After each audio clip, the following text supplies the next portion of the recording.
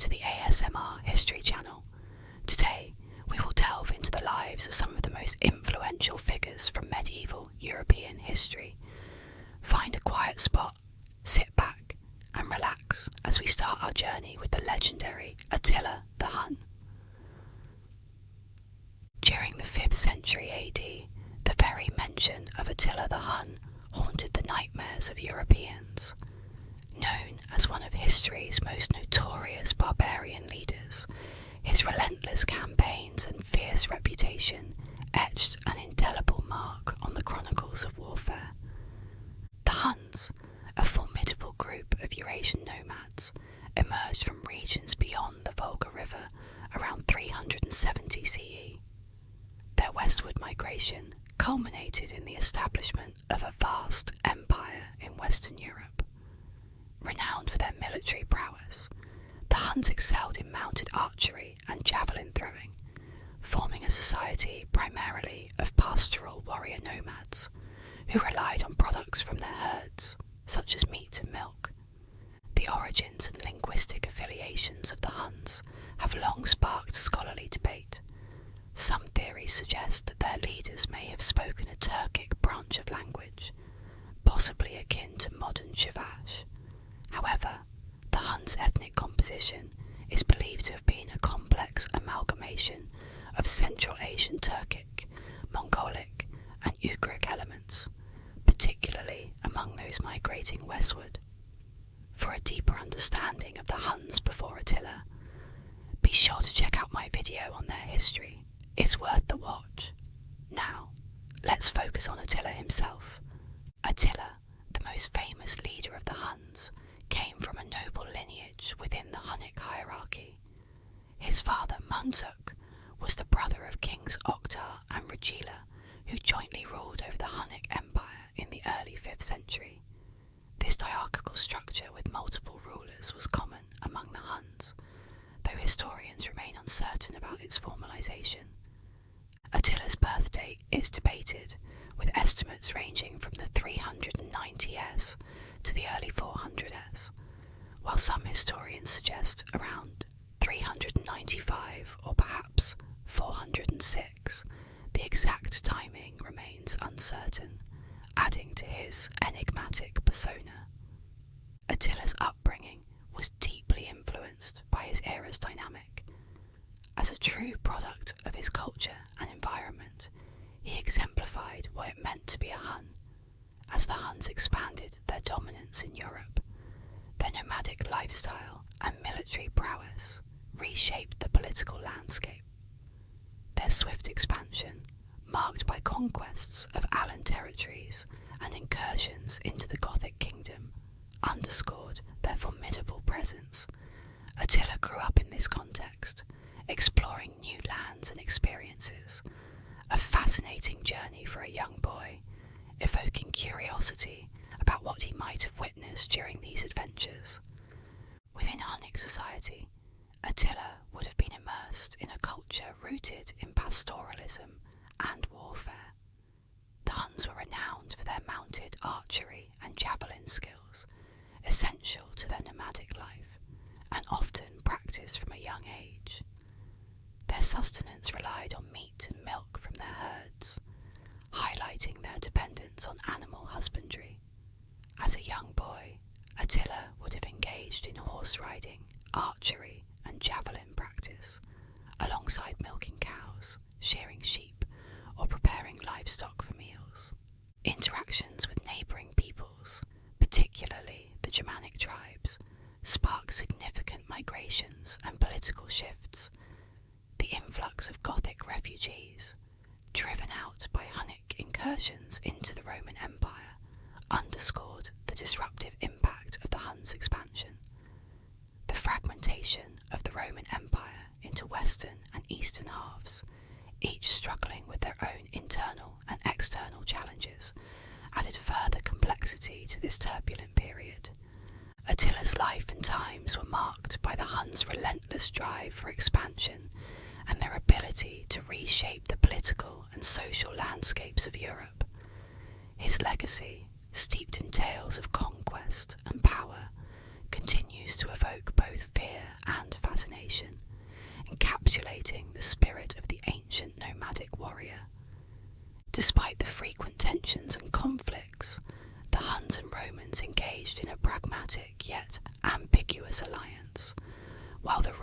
perceived the Huns as both adversaries and potential allies, the Huns used their military prowess to demand tribute and secure advantageous agreements.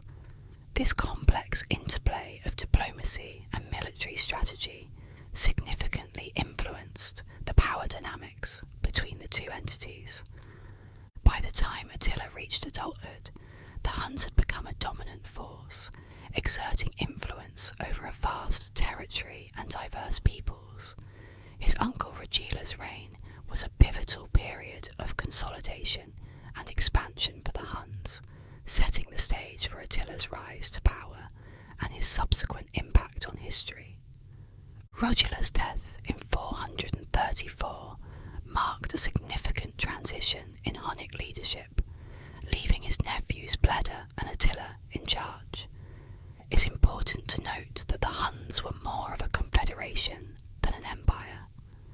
Their rise to power coincided with negotiations with the Eastern Roman Empire over the return of renegades who had sought refuge within its borders, possibly indicating internal dissent within the Hunnic leadership. Regardless, in the following year, Attila and Bleda engaged in diplomatic talks with imperial representatives at Margus, demonstrating their equestrian prowess and negotiating a favourable treaty. The Romans, weakened during the 4th and 5th centuries, had little leverage and agreed to several concessions, including the return of fugitives, a substantial increase in tribute, and the opening of markets to Hunnic traders. In return, the Huns secured a ransom for Roman prisoners and reinforced their borders, aiming to consolidate their control over the Great Hungarian Plain. After the treaty, the Huns temporarily withdrew from Roman territory, allowing Eastern Roman Emperor Theodosius II to fortify Constantinople and strengthen defences along the Danube. During this period, the Huns shifted their focus to the Sassanid Empire, launching an invasion but ultimately facing defeat in Armenia. They then redirected their attention back to Europe. In 440, the Huns re-emerged with a significant force along the Roman Empire's borders, disrupting the market on the north bank of the Danube, established as part of the earlier treaty. This marked a resumption of hostilities and incursions into Roman territory, signalling the ongoing complex and contentious relationship between the Huns and the Romans. 30 years earlier, Rome had been sacked by the Visigoths, a significant embarrassment driven by the political climate of the time. The Huns had pushed the Visigoths into Roman territories, where they were treated poorly, leading them to seek revenge on the Romans. During their devastating campaign, the Huns crossed the Danube and launched brutal attacks on various cities and forts, including Viminacium in Moesia. Their assault began at Margus, where they demanded the surrender of a bishop accused of withholding property claimed by Attila. As the Romans deliberated, the bishop defected to the Huns and facilitated the betrayal of the city. Meanwhile, the Vandals, under Genseric, seized control of the western Roman province of Africa, including the crucial city of Carthage. This conquest was a significant blow to the Western Empire, as Africa was its wealthiest province and a vital source of sustenance for Rome. Boats and ships transported grain and other foodstuffs from Africa, particularly Egypt, which served as the empire's breadbasket. Losing this region meant a severe food shortage for the empire. Additionally, the Sassanid Shah Yazdegerd II launched an invasion of Armenia in 441. Despite these challenges, the Romans were not entirely out of the fight. In response to these threats, they redirected forces from the Balkans to Sicily for an expedition against the Vandals, leaving a vulnerable path for the Huns to invade Illyricum and the Balkans. In 441, the Hunnic forces sacked Margus, Viminacium, Singidunum, modern-day Belgrade, and Sirmium, causing widespread destruction and chaos. In 442, Emperor Theodosius recalled his troops from Sicily and initiated a significant minting of new coins to finance operations against the Huns. Despite the demands from Attila and Bleda, Theodosius remained steadfast, believing he could withstand the Hunnic onslaught and rejecting their ultimatums, thus setting the stage for future confrontations. In retaliation to Theodosius' refusal, Attila launched a formidable campaign in 443, introducing advanced siege tactics that the Romans had never witnessed before. Utilising battering rams and rolling siege towers, the Huns successfully assaulted the strategic strongholds of Ratiara and Naissus, brutally slaughtering the inhabitants and leaving the cities desolate. Along the Nisava River, Hunnic forces swiftly captured Sofia, Philippopolis, modern Plovdiv, and Archidiopolis. Although they defeated a Roman army outside Constantinople, they were thwarted by the formidable double walls of the eastern capital. Another Roman army was vanquished near Gallipolis, modern-day Gallipoli. Faced with an inability to mount an effective resistance, Theodosius conceded defeat and dispatched Anatolius, the Magister Militum per Orientem, to negotiate peace terms with the Huns. The resulting treaty imposed even harsher conditions than before. The emperor agreed to pay a punitive sum of 6,000 Roman pounds of gold for violating the previous treaty during the invasion.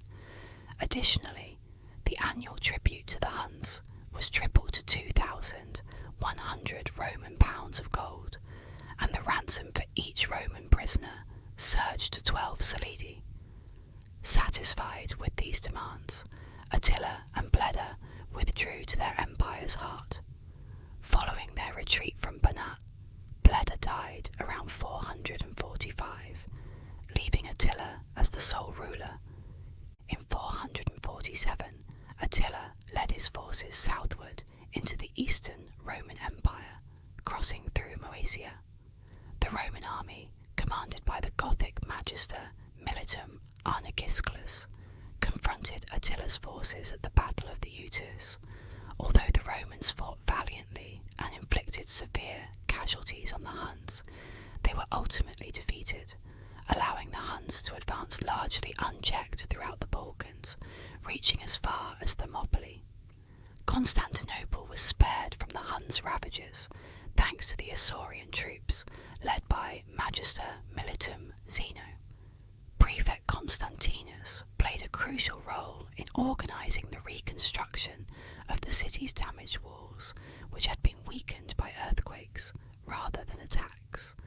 In some areas, new fortifications were erected in front of the existing walls to bolster the city's defences.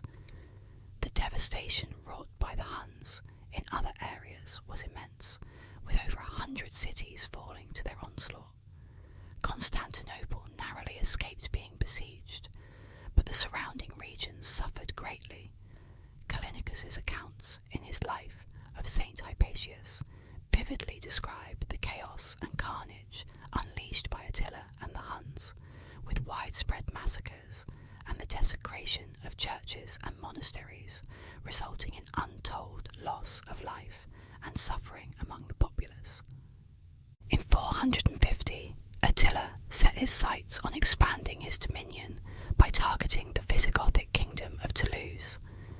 To bolster his forces, he sought to form an alliance with Emperor Valentinian III of the Western Roman Empire.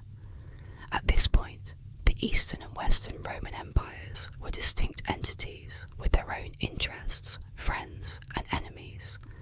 Attila had maintained a relatively cordial relationship with the Western Roman Empire and his influential general, Flavius Aetius. Aetius, who had briefly sought refuge among the Huns in 433, had earned Attila's favour through his military exploits against the Goths and the Burgundians, leading to his appointment as Magister Militum in the west. The diplomatic manoeuvres of Gaiseric, the king of the Vandals, who also opposed the Visigoths, may have influenced Attila's decision to target Toulouse.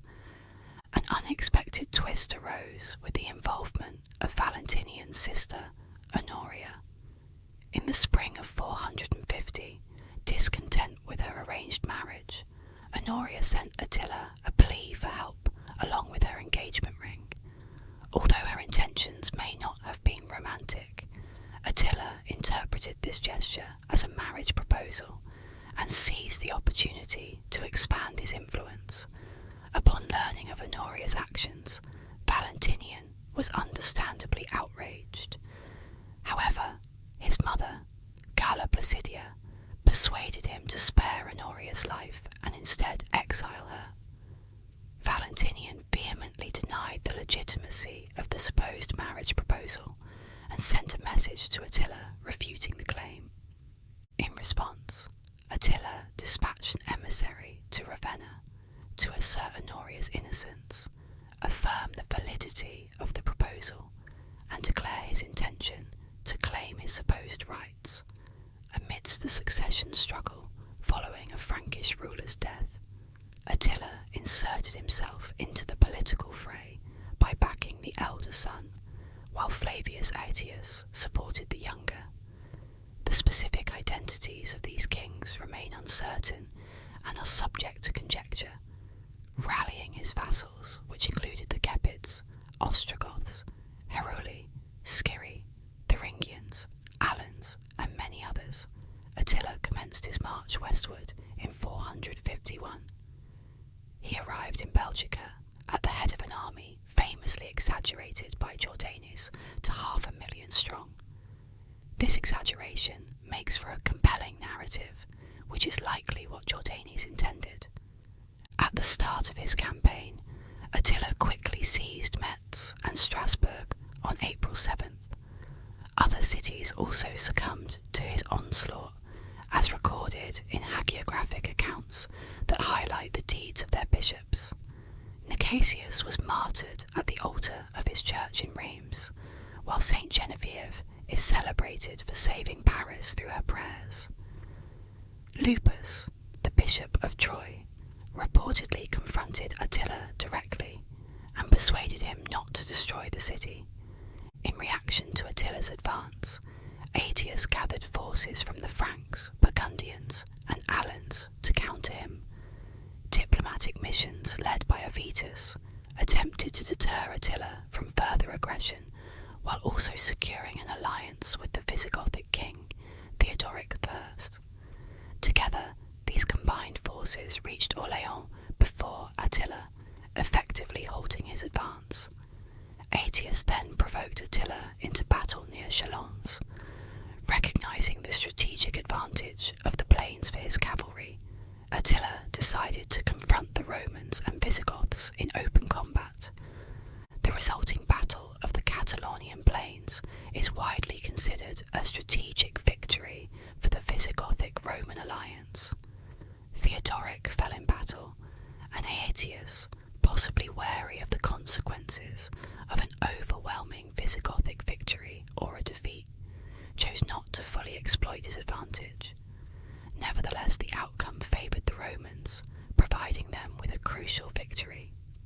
In 452, Attila returned to Italy with the dual objectives of renewing his claim to marry Honoria and asserting his dominance over the Western Roman Empire. His army devastated the Italian countryside, leaving a path of destruction. The city suffered immensely, with Aquileia being razed to the point where its original site became unrecognisable. The attacks prompted the establishment of communities that would later become Venice, as fleeing residents sought refuge on the small islands of the Venetian lagoon. Despite Attila's onslaught, Flavius Aetius, the Western Roman general, lacked the military strength to engage the Huns directly. Instead, he used guerrilla tactics to harass and slow Attila's advance, relying on a small force to impede the Hunnic onslaught. Attila's march was eventually halted at the River Po, where logistical challenges, including disease and starvation among his troops, hindered further progress.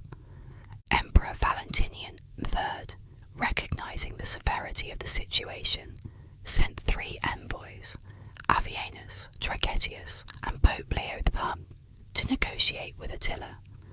The historic meeting took place near Mantua at the Mincio River, where the envoys succeeded in persuading Attila to withdraw from Italy and engage in peace negotiations with the emperor. Prosper of Aquitaine provides a brief account of the meeting, attributing its success solely to Pope Leo.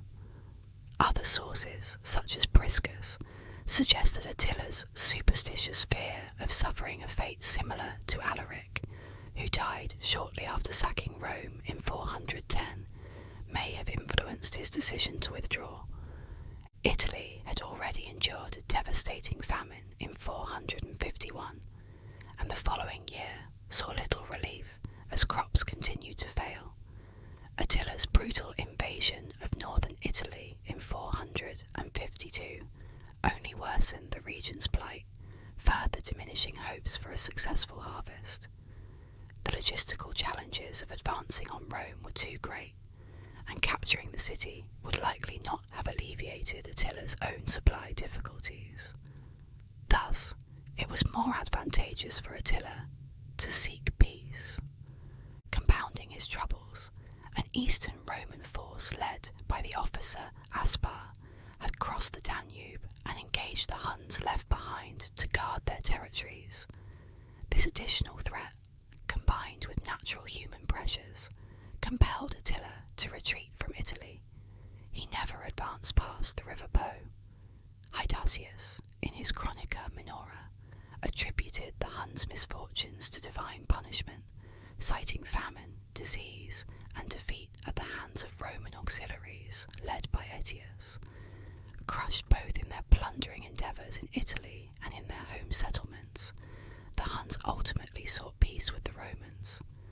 After Emperor Marcian of the Eastern Roman Empire ceased paying tribute to the Huns, Attila retreated from Italy and returned to his palace across the Danube. Despite his withdrawal, he secretly harboured intentions of launching another campaign against Constantinople to reclaim his lost tribute. However, fate had other plans. In the early months of 453, he met his demise under peculiar circumstances. According to the traditional account provided by Priscus, Attila was celebrating his latest marriage to the young and beautiful Ildico, whose name suggests Gothic or Ostrogothic origins. During the festivities, Attila suddenly began to suffer from severe bleeding and ultimately succumbed. The exact cause of his death remains speculative. Some suggest that he may have experienced a nosebleed and choked to death while intoxicated, while others propose that he died due to internal bleeding, possibly caused by ruptured esophageal varices. These fragile veins, typically a consequence of prolonged alcohol abuse, are prone to rupture, leading to fatal hemorrhages. Despite the ambiguity surrounding the exact circumstances of his death, it was undeniable that Attila had passed away. His demise marked the conclusion of an era for the Huns, and left a void that would influence the trajectory of history for years to come. Another account of Attila's death, documented by the Roman chronicler Marcellinus approximately 80 years later, offers an alternate narrative. According to this version, Attila, referred to as the king of the Huns and scourge of European provinces, was allegedly slain by his wife's hand and blade. While this account suggests assassination, most historians view it as more legendary than factual, and prefer the contemporary account provided by Priscus. Jordanes, a 6th century historian, recounts Priscus's narrative, describing how Attila's attendants sensed something was amiss at dawn, broke into his chamber, and found him lifeless. He appeared to have died from an effusion of blood, with no visible wounds, while his young bride wept beneath her veil.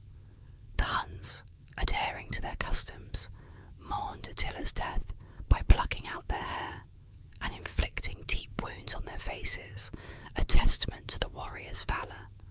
A notable aspect of Attila's death, as recounted by Priscus, involves a divine intervention experienced by Emperor Marcian of the Eastern Roman Empire.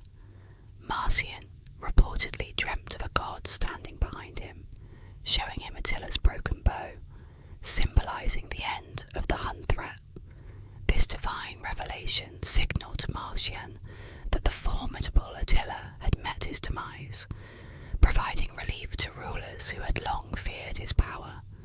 Attila's body was laid in state within a silken tent on a plain, surrounded by the best horsemen of the Hunnic tribe. They circled around, reminiscent of circus games, while recounting Attila's deeds in a funeral dirge. His burial was a grand affair, with his body placed in coffins of gold, silver, and iron, symbolising his unmatched power and wealth. The tomb was also adorned with the spoils of war and princely ornaments, and those involved in the burial were slain to safeguard the secrecy of his final resting place. Following Attila's death, his sons Elak, Tengisic, and Ernak vied for power, leading to the eventual downfall of the Hunnic Empire. Their eagerness to rule and their insistence on dividing the nations among themselves like a family estate sparked internal strife and rebellion.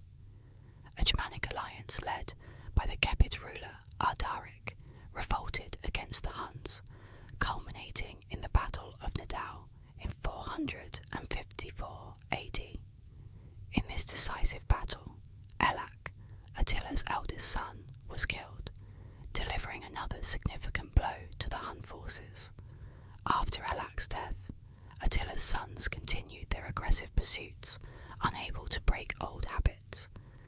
They also viewed the Goths as deserters and launched attacks against them. However, their efforts were repelled, and some groups of Huns relocated to Scythia, likely under Ernak's leadership. Tengisic attempted a renewed invasion across the Danube in 468, but was defeated at the Battle of Bassianae by the Ostrogoths. He met his demise the following year at the hands of the Roman Gothic general Anagast. Further descendants of Attila have been a subject of speculation and genealogical inquiry, while some medieval rulers, such as the Bulgarian Khans and the Hungarian Arpad dynasty, claim direct descent from Attila. Tracing a verifiable lineage has proved challenging. Despite numerous attempts by genealogists, valid sources for Attila's descendants have largely dried up, leaving much of his lineage shrouded in myth and legend. Nonetheless, the legacy of Attila the Hun continues to intrigue historians and genealogists alike, with various royal houses seeking to establish a connection to the legendary conqueror. Some scholars have suggested that certain physical features attributed to Attila, such as his reported appearance, might indicate a potential East Asian ancestry. These characteristics include the shape of his eyes, cheekbones, and other facial features typically associated with people from East Asia. However, there is considerable debate among historians on this matter. While some argue for East Asian origins, others contend that Attila's features are more indicative of Scythian populations. The Scythians, a nomadic group inhabiting the Eurasian steppe during this period, may have shared some physical traits similar to those attributed to Attila. The debate surrounding Attila's ancestry remains unresolved, as conclusive evidence is still lacking. Theories suggesting East Asian or Scythian lineage for Attila rely on interpretations of historical accounts, some archaeological findings, and anthropological studies. These theories, however, do not offer definitive answers. Consequently, Attila's precise ethnic background and ancestry continue to be subjects of fascination and investigation. Our next subject is the charismatic leader of the Crusaders himself, Richard the Lionheart. Richard I, often referred to as Richard the Lionheart, is a prominent figure in medieval European history, celebrated for his remarkable military skills and leadership. He ascended to the English throne in 1189 and ruled until his death in 1199. As the son of Henry II of England and Eleanor of Aquitaine, Richard's path to power was not initially guaranteed, yet he became a significant player in European politics. Demonstrating his military prowess early on, he commanded his own army by the age of 16 and quelled uprisings against his father. His most notable achievements came during the Third Crusade, where he distinguished himself as a leading commander of the Christian forces. Richard was born on September 8, 1157, likely at Beaumont Palace in Oxford, to King Henry II and Eleanor of Aquitaine. He grew up with siblings, William, Henry the young king, and Matilda, although William had died before Richard's birth. Being a younger son, Richard was not initially expected to inherit the throne. He had 4 additional siblings from his parents, and 2 half-sisters from Eleanor's previous marriage to King Louis VII of France. His lineage traced back to William the Conqueror and, according to legend, to figures such as Noah and Woden. Raised primarily in England, Richard spent his early years travelling to Normandy with his mother and under the care of his wet nurse, Hodierne of St Albans. While Richard's proficiency in English is uncertain, he was well educated and showed a talent for writing poetry in both Limousin and French. During his imprisonment, his brother John exploited anti-foreign sentiments to undermine Richard's chancellor, William Longchamp, who was Norman. John's ally, Hugh de Nonet, accused Longchamp of not speaking English, highlighting the importance of English proficiency for authority figures in late 12th century England. Descriptions of Richard depict him as strikingly handsome, with reddish blonde hair, light eyes, and a fair complexion. His height is uncertain due to the loss of his remains, but some sources claim he stood at 6'5", a stark contrast to his shorter brother John, who was about 5'5". One account describes Richard as tall and elegant, with reddish gold hair and long limbs well suited for wielding a sword. In medieval Europe, marriage alliances were essential diplomatic tools that shaped political landscapes. Born in 1157 to King Henry II and Eleanor of Aquitaine, Richard was destined to play a significant role in such engagements. Early on, a marriage proposal was made between Richard and a daughter of Raymond Berengar IV, Count of Barcelona, in March 1159, but this plan eventually fell through. Meanwhile, Richard's elder brother, Henry the young king, married Margaret, daughter of Louis VII of France, in 1160, solidifying an alliance between the Plantagenets and the Capetians. This union, though seemingly harmonious, faced tensions due to the complex relationship between England and France and Henry II's territorial ambitions, particularly in Brittany and the Vexin. Despite these challenges, Richard's engagement to Alice, Countess of the Vexin, was confirmed in January 1169, following a peace treaty mediated by Pope Alexander III. This betrothal was a significant diplomatic success, attempting to bridge the rivalry between the English and French monarchies. Henry II planned for Richard to inherit Aquitaine and Poitou from his mother, Eleanor, securing his position as a powerful vassal in southwestern France. When Henry II fell ill in 1170, he implemented his territorial division plan. At just 14 years old, Richard was granted the Duchy of Aquitaine, marking a significant step towards his independent rule. Alongside his mother Eleanor, Richard toured Aquitaine in 1171 to assert his authority and gain local support. Ceremonies in Poitiers and Limoges in June 1172 were pivotal in recognising Richard as Duke of Aquitaine and Count of Poitou, transitioning him from a young nobleman to a ruler with significant territories. With his mother's support and formal investiture, Richard began his journey to become one of the medieval era's most renowned figures, setting the stage for his illustrious reign as the Lionheart. The seeds of rebellion within the Plantagenet family bore bitter fruit when Henry the young king defied his father, Henry II. According to Ralph of Coggeshall, the young king sought to assert his independence and claim his promised territories, weary of his father's control over finances and authority. Speculation even suggests Eleanor of Aquitaine, the young king's mother, may have incited dissent among her sons.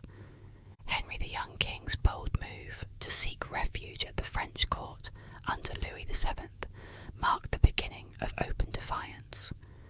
Joined by his brothers Richard and Geoffrey, they formed a formidable coalition against their father, bolstered by Louis's support and the accolade of knighthood bestowed upon Richard. Their rebellion, vividly described by the poet Jordan Fantosma, was characterised by strife and discord, lacking familial affection. At the French court, the brothers vowed not to negotiate with Henry II without the consent of Louis VII and the French barons. Promises of land and wealth rallied support from influential barons, including Philip I, Count of Flanders, and incited rebellions in England. Robert de Beaumont, Earl of Leicester, joined other nobles in launching a rebellion in Suffolk, gaining momentum by July 1173, with sieges and captures marking their advance. As the conflict continued, Richard assumed command in Poitou, rallying local barons to join his cause against his father's supporters in Aquitaine. With Eleanor captured, Richard was left to lead the campaign alone, encountering significant resistance while trying to consolidate his base. Despite numerous challenges, Richard's determination remained strong as he navigated the complex landscape of family strife and political manoeuvring, laying the groundwork for his future as a formidable leader. The rebellion intensified, prompting Henry II to assemble a massive force of over 20,000 mercenaries to suppress the unrest. He advanced towards Verneuil, forcing Louis VII to retreat and reclaiming Dole, thereby re-establishing control over Brittany. Despite this show of military strength, Henry II offered peace to his sons, but Louis advised against accepting it. Unexpectedly, Henry's forces captured Seez by surprise, securing much of its garrison, while Richard narrowly escaped to Chateau de Taillebourg. Meanwhile, Henry the young king and the Count of Flanders prepared to support the English rebellion, but their plans were thwarted as Henry II returned swiftly with a contingent of soldiers and prisoners, including Eleanor and the wives and fiancées of his sons. Upon his return, Henry discovered that the rebellion had already collapsed, with key figures like William of Scotland and Hugh Bigot in custody. Henry then went back to France, lifting the siege of Rouen, where Louis VII and the young king had retreated after abandoning their invasion plans. The subsequent defeat led to the Treaty of Montlouis in September 1174. Excluded from the truce, Richard found himself isolated. In a dramatic bid for forgiveness, Richard sought reconciliation with his father, reportedly shedding tears and falling at Henry's feet.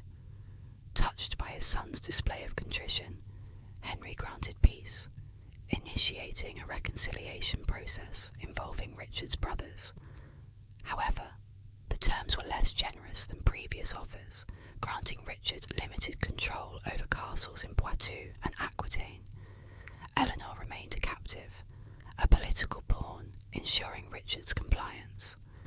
After the conflict, efforts to restore order in the rebellious regions began. Henry worked on pacifying Anjou, while Geoffrey focused on Brittany. In January 1175, Richard was sent to Aquitaine to suppress dissent among the barons who had supported him. Roger of Howden's chronicles shed light on Richard's actions during this period, detailing his efforts to restore control. Richard ordered the restoration of most rebel-held castles to their pre-war state within a tight deadline, with some earmarked for demolition.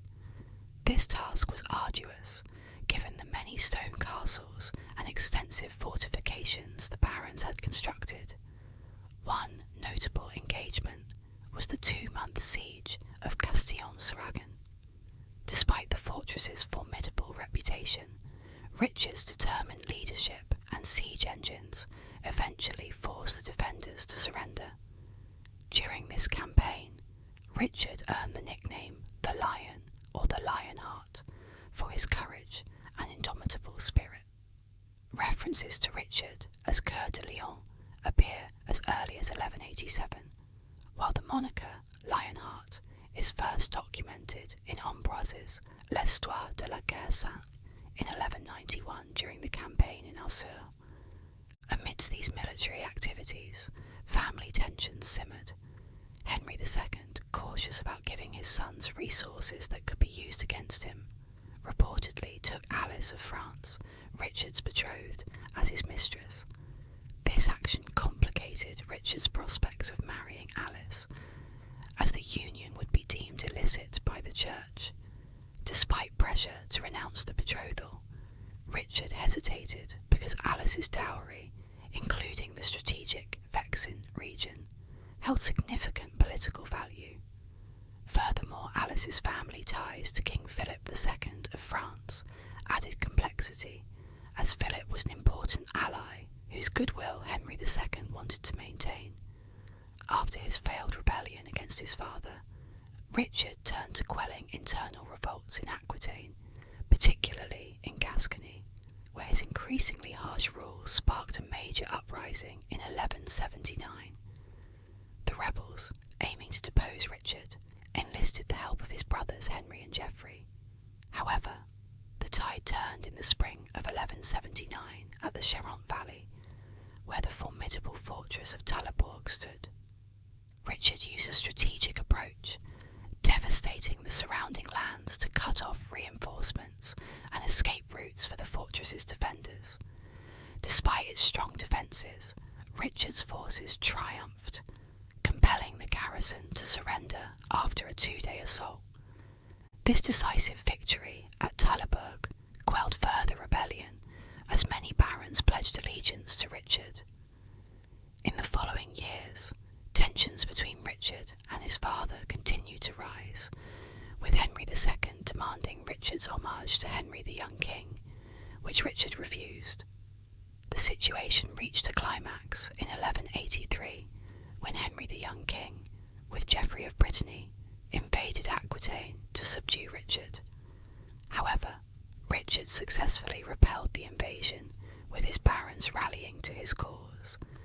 The conflict escalated with the execution of prisoners, and paused briefly with the young king's death in June 1183, leaving Richard as the eldest surviving son and heir to the English throne. Despite this, the rift between Richard and Henry persisted, worsened by Henry's demand for Richard to relinquish Aquitaine. Richard's steadfast refusal led Henry II to release Queen Eleanor from captivity and send her to Aquitaine, tasked with asserting control over Richard's lands. In 1187, Richard sought to strengthen his position by forging an alliance with Philip II, the young King of France and son of Eleanor's former husband, Louis VII. Roger of Howden's chronicle describes Richard's bold move to secure his castles in Poitou and defy his father's authority, setting the stage for further confrontations. Hoveden's focus on the political dynamics between Richard and Philip highlights their strategic alliance, which played a crucial role in the events leading to Richard's ascension. As tensions with his father grew and Henry's forces loomed, Richard took decisive action by joining Philip in taking the cross at Tours, signalling their commitment to the Crusades. In return for Philip's support against Henry, Richard paid homage to him in November 1188. Their combined forces achieved a significant victory over Henry's army at Balance on July 4th, 1189, forcing Henry to acknowledge Richard as his heir apparent. Just 2 days later, Henry's death in Chinon cleared the path for Richard to ascend the English throne and inherit the titles of Duke of Normandy and Count of Anjou. Although Roger of Hoveden's account of Henry's death, reportedly bleeding in Richard's presence, remains unverified, it underscores the political intrigue surrounding Richard's rise to power. On July the 20th, 1189, Richard I was formally invested as Duke of Normandy, a key milestone on his path to power, culminating in his coronation as king at Westminster Abbey on September 3rd, 1189. However, the coronation was overshadowed by severe violence against the Jewish community. Although the tradition prohibited Jews from participating in investiture ceremonies, some Jewish leaders attempted to present gifts to the new king. They faced brutal attacks by Richard's courtiers, according to Ralph of Diceto. Rumours spread that Richard had ordered the massacre of all Jews, leading to a violent assault by Londoners on the Jewish population. Many Jewish homes were set on fire. Numerous Jews were forcibly converted, and there were several fatalities. Amid this chaos, Roger of Hoveden attributed the violence to jealousy and bigotry among the citizens. Richard punished the culprits and allowed forcibly converted Jews to return to their faith. Archbishop Baldwin of Ford of Canterbury expressed his dismay over these events, emphasising Richard's precarious position as he prepared for the crusade. Richard recognised the potential destabilisation and ordered the execution of those responsible for the worst crimes, including rioters who accidentally harmed Christian homes. Despite issuing a royal writ to protect the Jews, further violence erupted in March, culminating in a massacre at York. These events highlighted the severe challenges Richard faced early in his reign, marked by religious tensions and threats to his authority. In 1187, Richard fully committed to the Third Crusade as Count of Poitou, following his father and Philip II after Jerusalem fell to Saladin in 1187.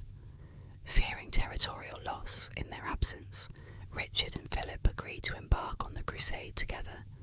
Richard, seeking redemption for past misdeeds, raised funds by draining his father's treasury, imposing taxes, and selling positions and privileges.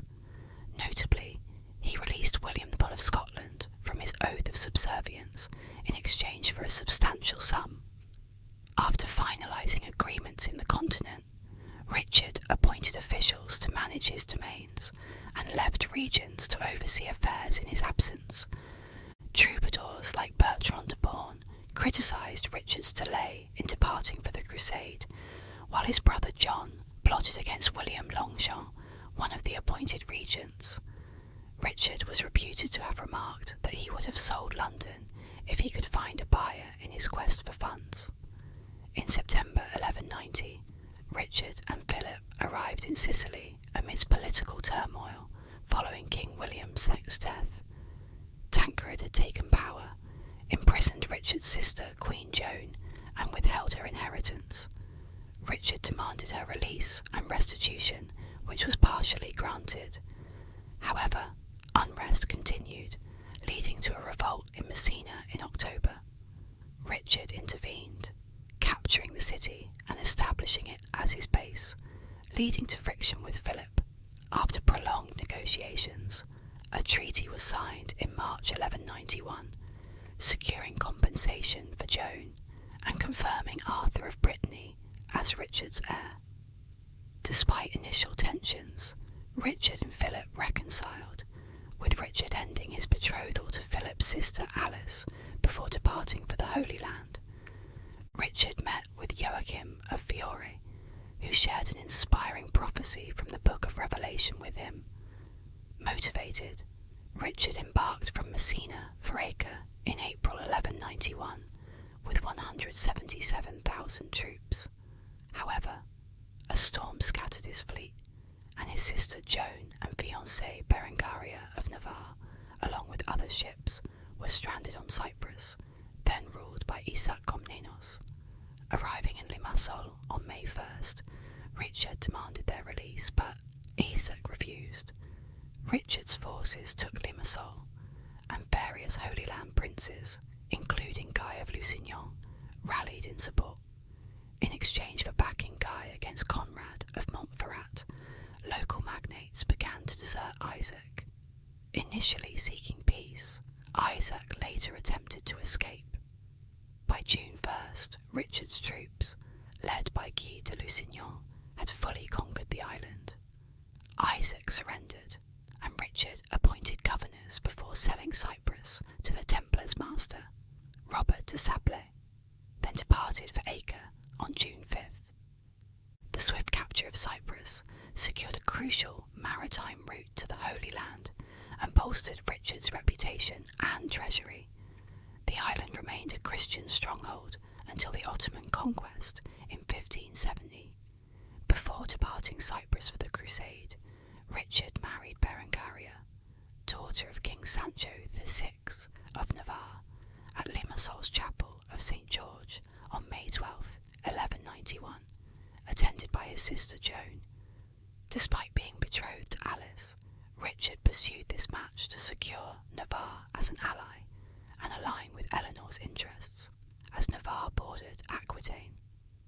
Richard and Berengaria briefly joined the Crusade together before returning separately. Berengaria faced challenges on her journey home and did not reach England until after Richard's death. Though Richard expressed some remorse for his past behaviour after his release from German captivity, he and Berengaria remained estranged, and their marriage was childless. Richard arrived at Acre on June 8, 1191, and supported Guy of Lusignan's claim to the kingship of Jerusalem, despite Guy's wife Sibylla's death during the previous year's siege of Acre. Conrad of Montferrat, Sibylla's half-sister Isabella's second husband, contested Guy's claim, supported by Philip of France and Leopold I, Duke of Austria.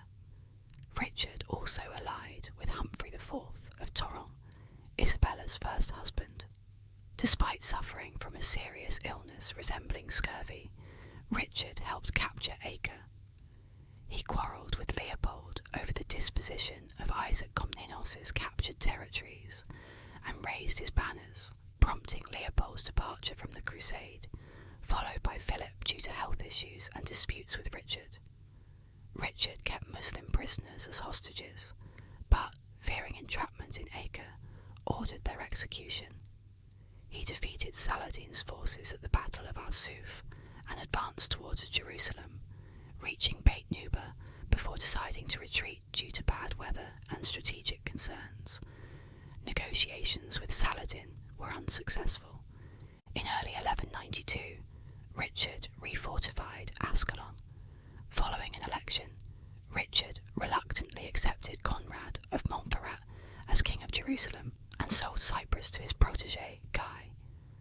However, Conrad was assassinated by the assassins before his coronation. Richard's nephew, Henry II of Champagne, then married Conrad's widow, Isabella, who was pregnant with Conrad's child. Although the murder remained unsolved, many suspected Richard's involvement. In June 1192, the Crusader army approached Jerusalem but was divided on strategy. Richard and the majority advocated for attacking Egypt to weaken Saladin, while Hugh III, Duke of Burgundy, insisted on a direct assault on Jerusalem.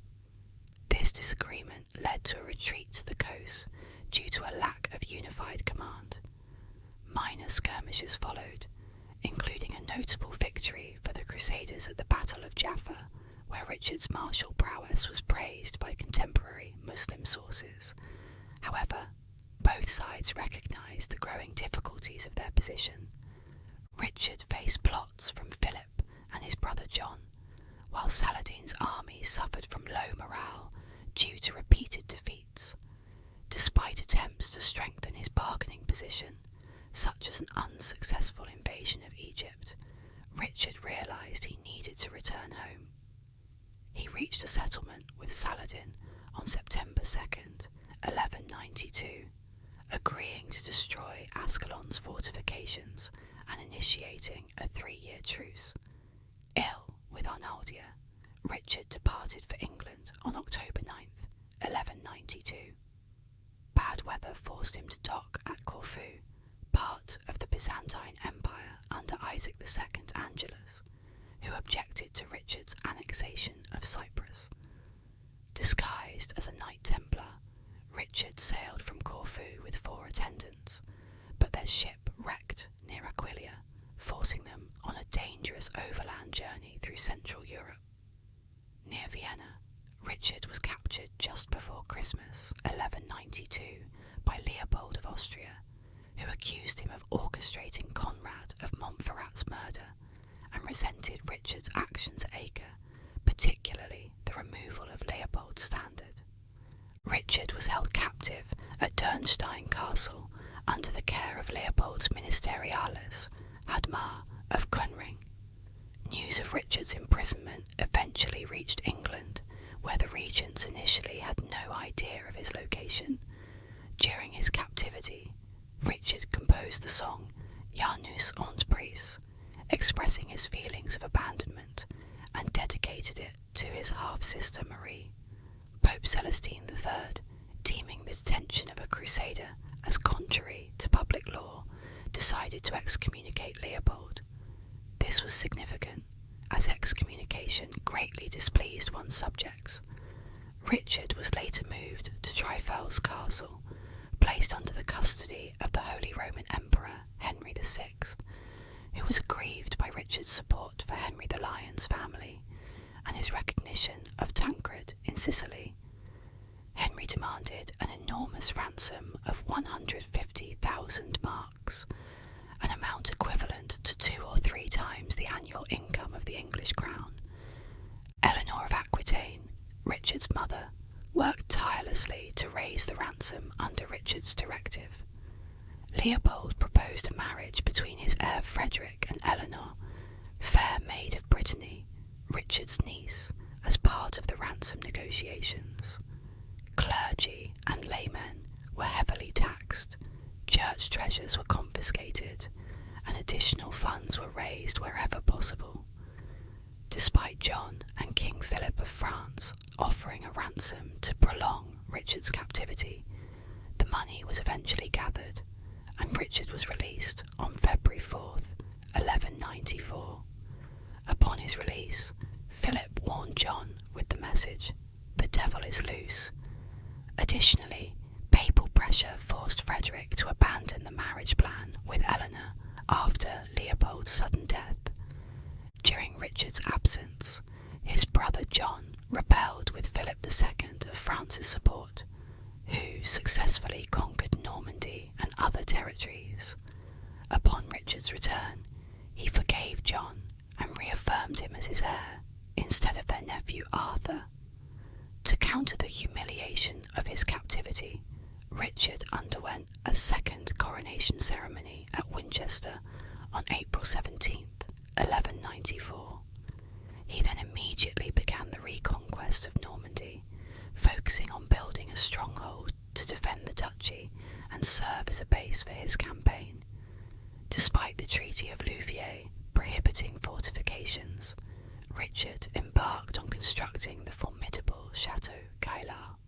The Archbishop of Rouen initially reluctant to sell the necessary land, eventually acquiesced after Richard seized the property amid opposition from the church. Although costly, the construction of Chateau Gaillard proceeded rapidly under Richard's personal supervision. Its innovative design and efficient construction made it one of the finest castles in Europe. Richard made the chateau his preferred residence, evident in official documents bearing its name. Determined to resist Philip's expansionist ambitions, Richard formed alliances and waged war against him. Despite Philip's military successes, Richard secured victories at battles like Freteval in 1194 and Gisors in 1198, where he adopted the motto Dieu et mon droit, which later became the British monarchy's motto. In March 1199, Richard found himself in Limousin, suppressing a revolt led by Viscount Immerse of Limoges. Despite it being Lent, Richard ruthlessly ravaged the Viscount's land in a campaign marked by fire and sword. He then turned his attention to the insignificant castle of Châlus-Chabrol, prompted by rumours of a hidden treasure trove of Roman gold, according to some chroniclers.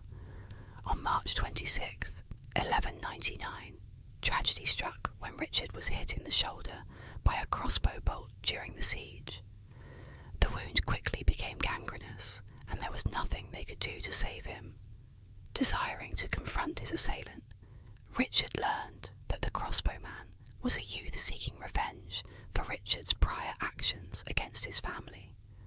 Remarkably, Richard forgave the boy and granted him freedom, showing a final act of mercy before dying on April 6, 1199, in the presence of his mother.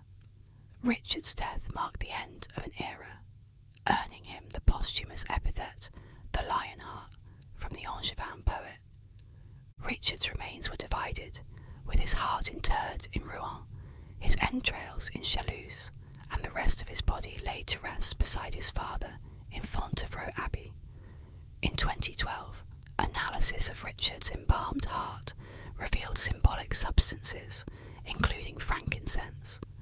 In the years following his death, Bishop Henry of Sandwich claimed to have witnessed Richard's ascent to heaven in a vision, suggesting his purification in purgatory.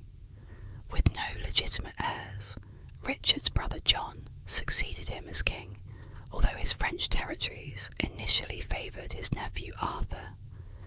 Richard's death without direct heirs marked the beginning of the decline of the Angevin Empire. Leaving the Levant now, our next subject is one of history's most renowned Muslim leaders, whose name is synonymous with the Crusades and the epic struggle between Christianity and Islam over the Levant's holy cities, introducing the one and only Saladin. Born Yusuf ibn Ayyub in Tikrit, Iraq, Saladin hailed from a Kurdish family with roots in the village of Tvin in Armenia. His family assimilated into the Arabic-speaking world and had ties to the Rabia tribe. His father, Najm ad-Din Ayyub, served as warden of Tikrit, where they provided refuge to Zengi's defeated army in 1132. After a conflict with Mujahid al-Din Biruz, the family was banished from Tikrit and settled in Mosul. Saladin's childhood in Damascus remains shrouded in mystery, but his education was comprehensive. He excelled in various subjects, including Arabic and arithmetic, and his deep understanding of the Quran and religious studies set him apart from his peers. Despite his academic prowess, he leaned more towards religious studies, likely influenced by the capture of Jerusalem during the First Crusade. Saladin's linguistic skills were impressive, as he was proficient in Kurdish, Arabic, Turkish, and Persian, showcasing his intellectual breadth and cultural adaptability. Saladin's religious beliefs and practices demonstrated a profound commitment to Orthodox Sunni Islam, marked by piety, devotion to jihad, and opposition to heterodox movements. According to Baha ad-Din ibn Shaddad, solace in Quran recitations, prayed regularly, and exhibited a strong aversion to philosophies and beliefs contrary to Orthodox Islam. His reverence for sacred texts and adherence to religious rituals underscored his unwavering faith. Although he opposed certain Sufi individuals, Saladin was a patron of Sufi institutions, including khanqahs and zawiyas in Egypt and Syria. His endorsement of Sufism reflected his recognition of its spiritual value within Islam and his desire to promote religious devotion and piety among his subjects. His dedication to jihad was central to his religious identity. Saladin viewed jihad as a sacred duty and pursued it with zeal, prioritizing military endeavors over many other activities. His unwavering focus on jihad exemplified his commitment to defending Islam and combating its enemies. His actions against individuals like Qadi al-Fadil and Yahya al-Suradi, whom he perceived as deviating from orthodox Islamic teachings, highlighted his staunch opposition to heterodox movements. His efforts to suppress groups like the Order of Assassins underscored his commitment to upholding Sunni orthodoxy and combating perceived threats to Islamic unity and integrity. Saladin's patronage of khanqahs and zawiyas was not only a means of fostering spiritual growth, but also of promoting religious knowledge and piety among his subjects. By endowing these institutions, Saladin sought to create environments conducive to religious scholarship and orthodoxy, furthering the dissemination of Sunni teachings and practices. Saladin's military career began under the mentorship of his uncle, Asad ad-Din Shirkuh, a notable military commander serving under Nur ad-Din, the Zengid emir of Damascus and Aleppo. Shirkuh significantly influenced Saladin's education and training in military affairs, shaping his nephew's future military skills. In 1163, Shawar, the Fatimid vizier, sought Nur ad-Din's help to reclaim his position in Egypt from his rival Durgam. Nur ad-Din sent Shirkuh, accompanied by a 26-year-old Saladin, to support Shawar. Initially, Saladin's role was minor, handling logistical tasks such as gathering supplies from Bilbay before its siege by the combined Crusader and Shawar forces. However, during the ensuing Battle of Al-Babain on the Nile's desert border, Saladin's role grew. Positioned on the right wing of the Zengid army, Saladin played a crucial part in the battle's outcome. Muslim sources suggest he was initially placed in the centre's baggage area, tasked with luring the enemy into a trap by feigning retreat. Despite early Crusader successes, the harsh terrain hindered their progress, and Saladin's tactical manoeuvres contributed to a Zengid victory. The Battle of Al-Babain stands as a significant early triumph in Saladin's military career, though its extent is debated among historians. After the battle, Saladin and Shirkuh moved towards Alexandria, where they received a warm reception and reinforcements. However, faced with a superior Crusader Egyptian force besieging the city, Shirkuh decided to divide his army, leaving Saladin to defend Alexandria while the main force withdrew. Shirkuh soon found himself in a power struggle over Egypt, clashing with Shawar and Amalric of Jerusalem. In 1169, Shawar was assassinated, with Saladin allegedly implicated, and Shirkuh died later that year. Various candidates, mainly Kurds, were considered for the vizier role to Al-Adid. The Kurdish ethnic solidarity influenced the Ayyubid family's political strategies, with Saladin and his close associates wary of Turkish influence. Despite Nur ad-Din selecting a successor for Shirkuh, Al-Adid appointed Saladin as vizier. The Shia Caliph Al-Adid's decision to choose Saladin, a Sunni, is suggests Saladin was selected due to perceived weakness and lack of obedience among other emirs, though he eventually gained their acceptance through negotiations. Other sources speculate that Al-Adid's advisors aimed to weaken the Syria-based Zengids, or were impressed by Saladin's family's generosity and military reputation. Upon becoming vizier on March 26th, Saladin underwent a transformation, renouncing wine and adopting a more devout religious demeanour. Despite his growing power and influence, Saladin faced loyalty conflicts between Al-Adid and Nur ad-Din. Later that year, he thwarted an assassination attempt by Egyptian soldiers and emirs, thanks to intelligence from his chief, Ali ibn Sufyan, leading to the arrest and execution of the main conspirator. Subsequently, Saladin suppressed a revolt involving black African soldiers and Egyptian factions opposed to his rule, solidifying his control in Cairo by August 23rd. Towards the end of 1169, reinforced by Nur ad-Din's troops, Saladin achieved a significant victory over a large Crusader Byzantine coalition near Damietta. Following this success, in the spring of 1170, Nur ad-Din complied with Saladin's request and sent his father to Egypt. This move, encouraged by the Abbasid Caliph al-Mustanjid, aimed to pressure Saladin into deposing the rival Caliph Al-Adid. Saladin continued to consolidate his power in Egypt, appointing family members to prominent positions and initiating the construction of several religious institutions. He commissioned colleges for the Maliki sect of Sunni Islam in the city, and for the Shafi'i denomination, to which he belonged, in Alfastat. Having established his rule in Egypt, Saladin turned his focus to the Crusaders, launching a campaign against them and laying siege to Durham in 1170.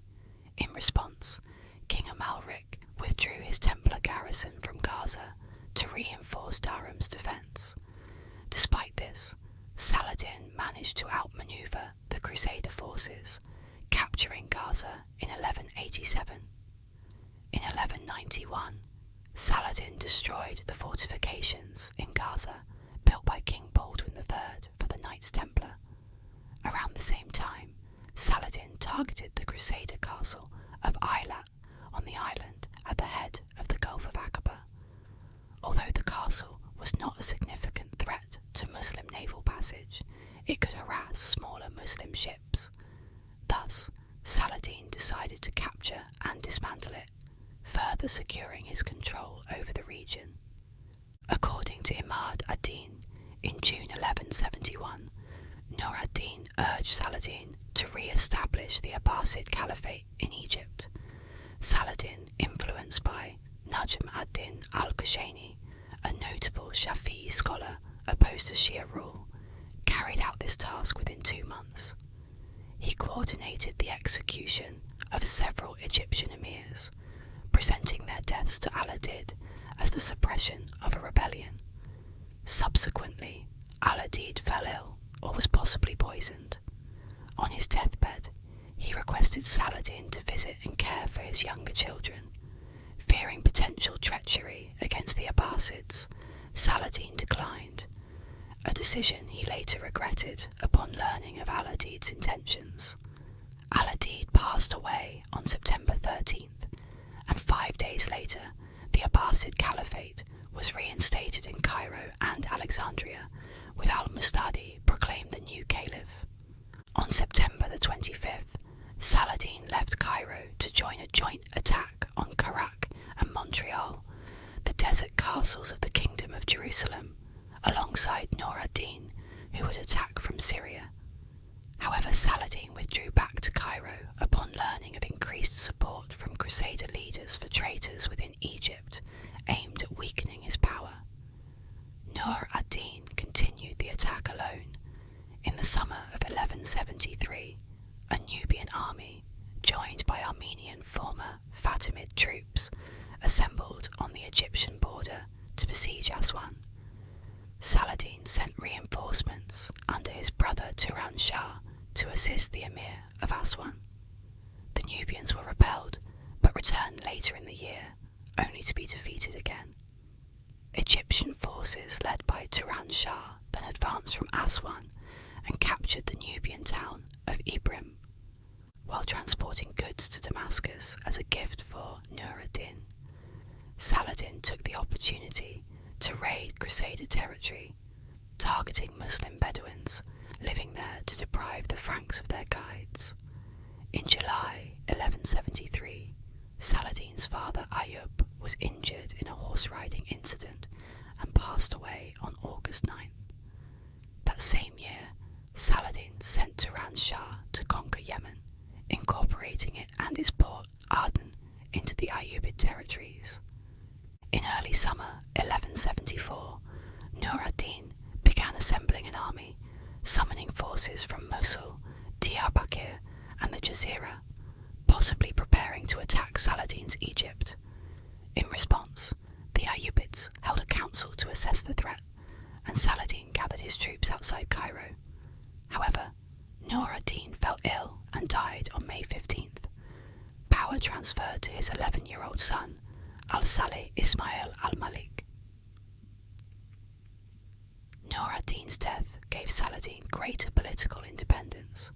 In a letter to Al-Salih, Saladin pledged to act as a sword against their enemies, describing Nur ad-Din's demise as an earthquake. Following Nur ad-Din's death, Saladin faced a crucial decision. He could either lead his army against the Crusaders from Egypt, wait for an invitation from Al-Salih in Syria to come to his aid and launch war from there, or annex Syria himself. However, Saladin hesitated to attack a land that had belonged to his master, fearing it would be seen as hypocritical and make him unfit to lead the Crusader fight. He recognized that to acquire Syria, he needed either an invitation from Al-Salih or to warn him of potential Crusader threats. Al-Salih was later moved to Aleppo under the guardianship of Gumushtagan, the emir of the city, and a veteran captain of Nur ad-Din's forces. Gumushtagan planned to eliminate all rivals in Syria and the Jazeera, starting with Damascus. When the emir of Damascus sought assistance against Aleppo from Saif ad-Din of Mosul, a cousin of Gumushtagan, his request was refused. Consequently, the Syrians turned to Saladin for help, which he accepted. Saladin quickly crossed the desert with 700 chosen horsemen, passing through Al-Arish before reaching Bosra. He arrived in Damascus on November the 23rd, greeted with acclaim. Despite initial resistance from the citadel of Damascus, Saladin's forces, led by his brother Tugtakin ibn Ayyub, secured the citadel's surrender after a brief siege. Saladin then established himself in the castle, receiving homage from the city's inhabitants. After triumphing in Damascus, he appointed his brother Tugtakin ibn Ayyub as the governor, and set out to conquer other cities previously under Nur ad-Din's authority, but now practically autonomous. He swiftly seized Hama with little resistance, but refrained from attacking Homs due to its formidable citadel. Saladin then turned his sights to Aleppo, besieging the city on December 30th after its ruler Gumushtagan refused to relinquish power. During the siege, Al-Salih, fearing capture by Saladin, urged the inhabitants not to surrender. To thwart Saladin's progress, Gumushtagan sought help from Rashid ad-Din Sinan, chief da'i of the assassins of Syria, who attempted to assassinate Saladin in his camp. However, the plot failed, and Saladin's forces maintained their siege. In May 1175, Saladin encountered strong opposition from Raymond of Tripoli, who mustered his forces to strike Muslim territories.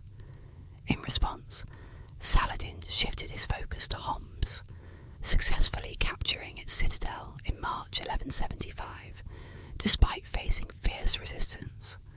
The These conquests alarmed Saif ad-Din, leader of the Zengids, who saw Saladin's actions as a direct threat to his family's control over Syria and Mesopotamia.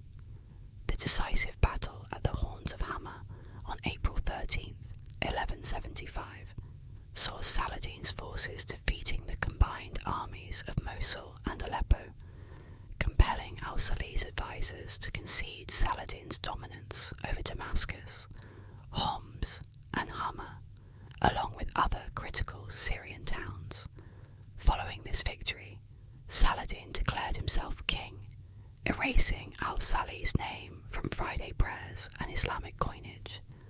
As the Ayyubids and Zengids continued their power struggle, Saladin solidified his rule by forming a significant alliance with Aleppo.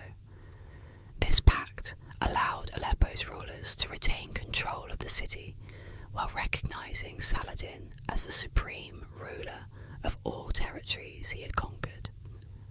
Saladin's strategic moves included negotiating truces with both his Zengid rivals and the Kingdom of Jerusalem, establishing temporary peace to address other challenges.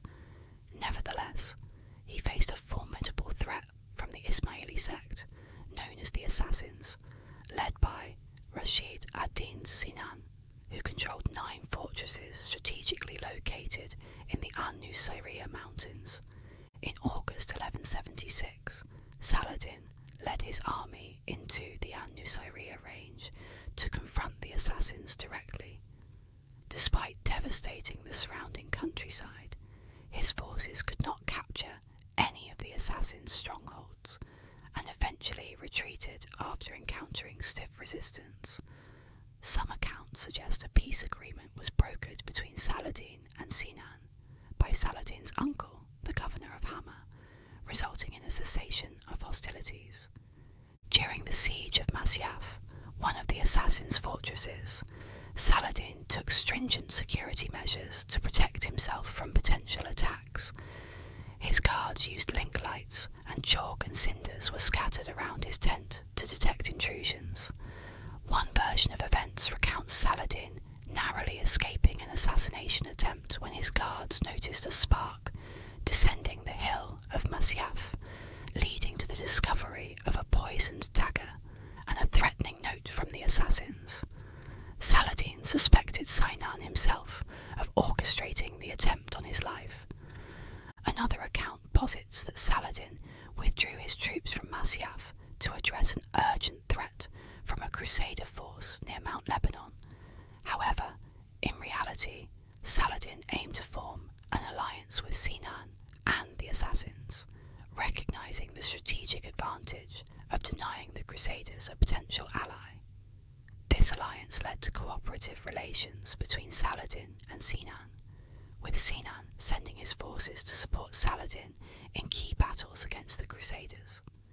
This pragmatic approach demonstrated Saladin's diplomatic skills in consolidating power and repelling external threats. After his campaign in the An-Nusayriya mountains, Saladin returned to Damascus, allowing his Syrian soldiers to go home and leaving Turan Shah in charge of Syria. He then headed to Egypt with his personal followers, arriving in Cairo on September the 22nd. Having been absent from Egypt for nearly 2 years, Saladin focused on organising and overseeing various projects to fortify and rebuild Cairo. Among his major initiatives were the repair and extension of the city walls and the construction of the Cairo citadel. He also commissioned the building of the Bir Yusuf, Joseph's Well, a 280-foot deep well that would provide a vital water source for the city. Additionally, Saladin oversaw the construction of a large bridge at Giza, aimed at strengthening the city's defences against potential Moorish invasions. While staying in Cairo to oversee these improvements, Saladin also founded educational institutions, such as the Madrasa of the Swordmakers, and reformed the country's internal administration. In November 1177, responding to recent Crusader incursions into Damascus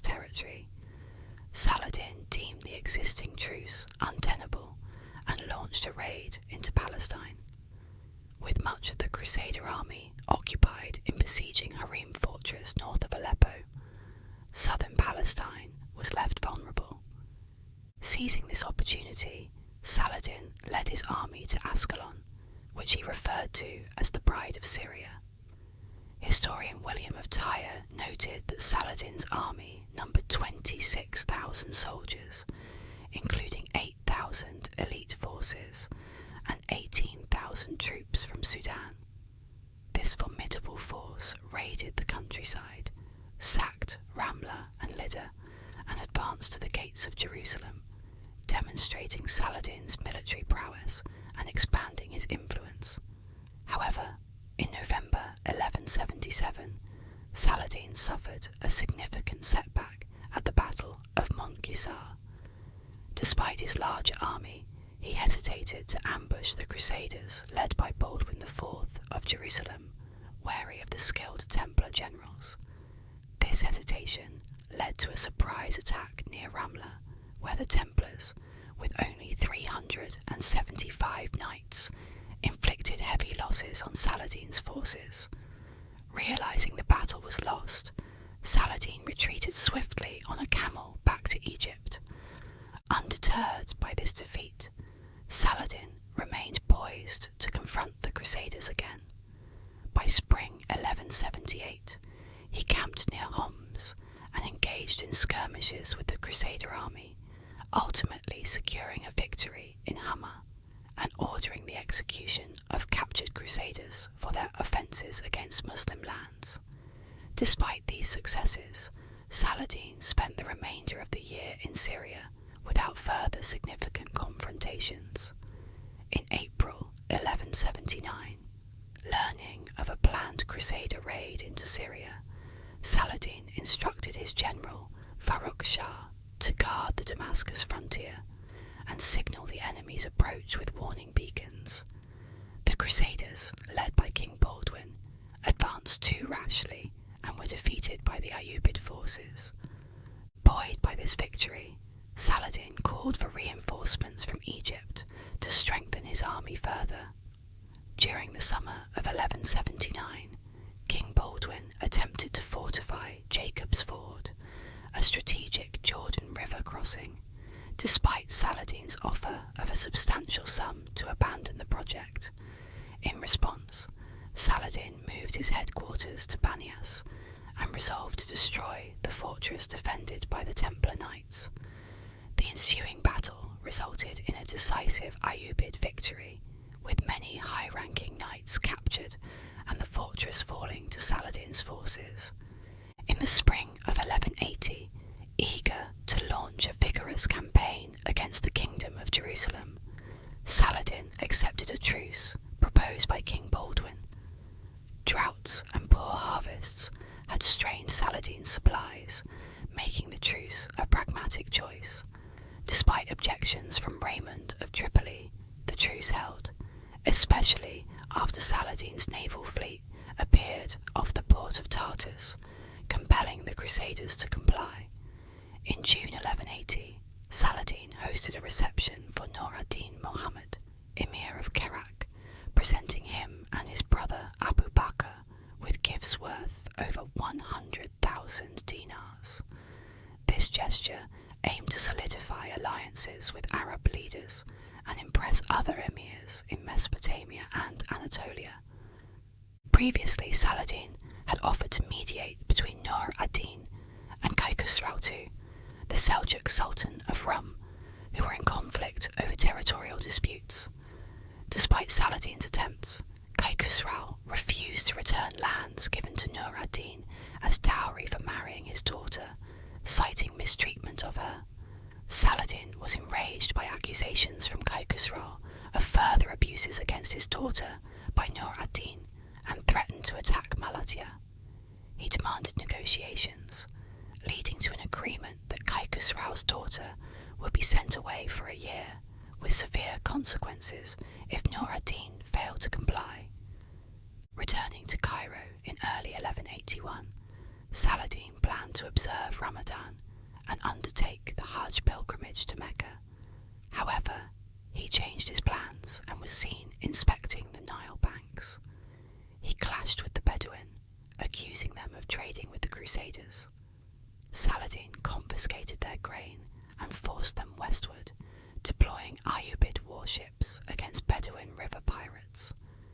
the summer of 1181, a dispute arose involving Majd ad-Din, a former deputy of Turan Shah in Zabid, Yemen.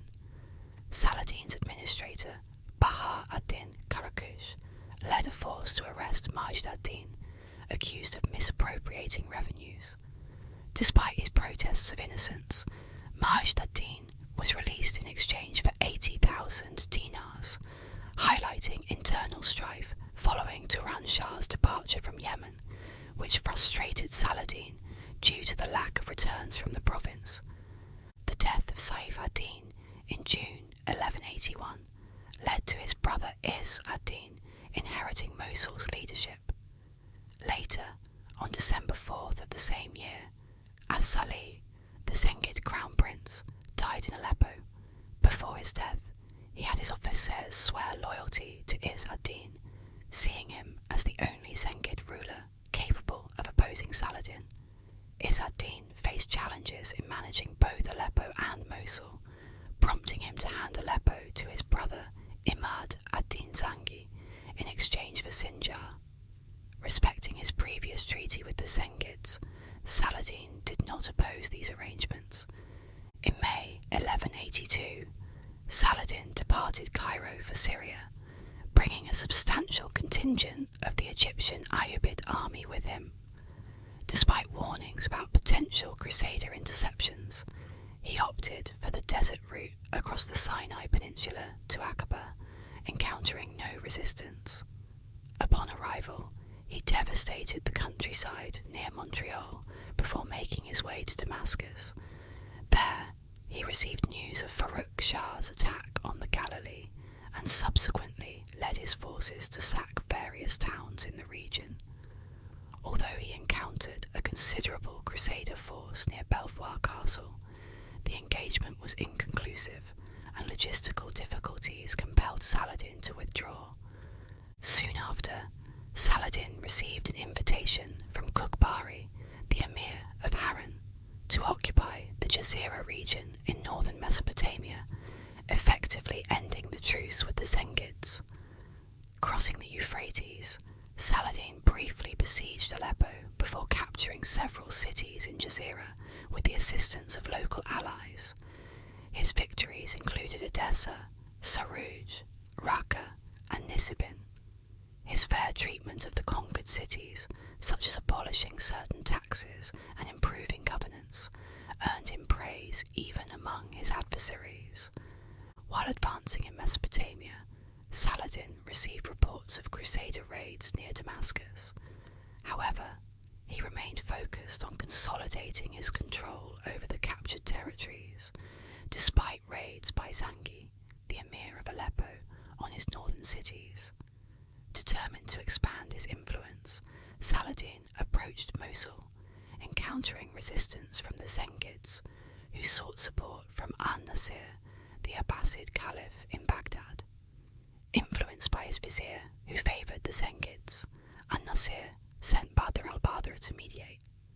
Negotiations failed when Izz ad-Din rejected Saladin's terms, prompting Saladin to lay siege to Mosul on November 10th, 1182. Facing a stalemate and wanting to withdraw without damaging his reputation, Saladin redirected his efforts to Sinjar, held by Izz ad-Din's brother, Shihab ad-Din Ghazi. Sinjar fell after a 15-day siege on December 30th. Despite his efforts to protect the inhabitants, Saladin's soldiers plundered the city. After establishing a garrison, Saladin awaited a coalition assembled by Izz ad-Din, which included forces from Aleppo, Mardin, and Armenia. However, upon learning of Saladin's approach, the coalition requested peace, and both sides withdrew without battle.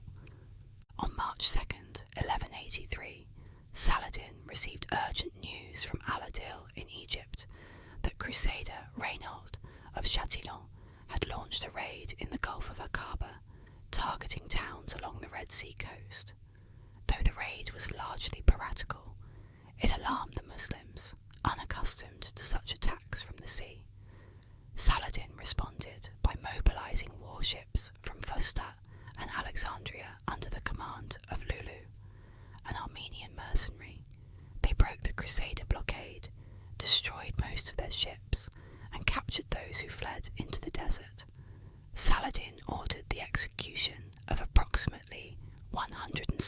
surviving crusaders in various Muslim cities as retribution for the Red Sea raid. Despite setbacks, Saladin remained resolute in his campaign against Mosul, even as some allies withdrew their support, shrinking his army.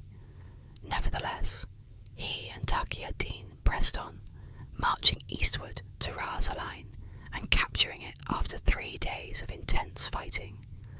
By late April, they had successfully taken Amid. Saladin handed the city over to Nur ad-Din Muhammad, who pledged allegiance and promised support in future campaigns against the Crusaders. The fall of Amid weakened Izz ad-Din's coalition and convinced Il-Ghazi of Mardin to join Saladin's service. To legitimize his claim over Mosul and its territories, Saladin sought a formal decree from the Abbasid Caliph, An-Nasir, requesting a document that would support his cause. Saladin argued that although he had conquered Egypt and Yemen under the Abbasid banner, the Zengids of Mosul had supported his rival Seljuks and only sought the Caliph's support when it suited them. He accused Izz ad-Din's forces of obstructing the Muslim war effort against the Crusaders. Saladin defended his actions by stating that his ultimate goal was to fight the Crusaders, eliminate the assassins, and rectify injustices within the Muslim community. He promised the Caliph that, if granted control over Mosul, he would use it as a base to capture Jerusalem, Constantinople, Georgia, and other territories held by Christians, all by the will of God. He offered territorial concessions to the Caliph in exchange for his support. After capturing Aleppo, Saladin quickly secured his newly acquired territories. He sent his brother, Taj al-Muluk Buri, to capture Tel Khalid, northeast of Aleppo, which surrendered upon Saladin's arrival. From there, he marched towards Azaz and took control with little resistance. On May 21st, he positioned his forces outside Aleppo, encircling its suburbs in anticipation of its capture. Zangi, the ruler of Aleppo, offered little resistance due to his unpopularity and desire to return to Sinjar. Negotiations led to Aleppo's formal surrender on June 12th, in exchange for Zangi regaining control of Sinjar, Nusaybin, and Raqqa, with these territories becoming vassals to Saladin. The people of Aleppo were surprised by Saladin's takeover, but some emirs welcomed him and pledged allegiance. Saladin replaced the Hanafi courts with Shafi'i administration, despite promising not to interfere in the city's religious leadership. He allowed Zangi to take his belongings from the citadel and sold the remaining stores to replenish his coffers. After spending a night in Aleppo's citadel, Saladin marched towards Harim near Antioch, held by Sohak.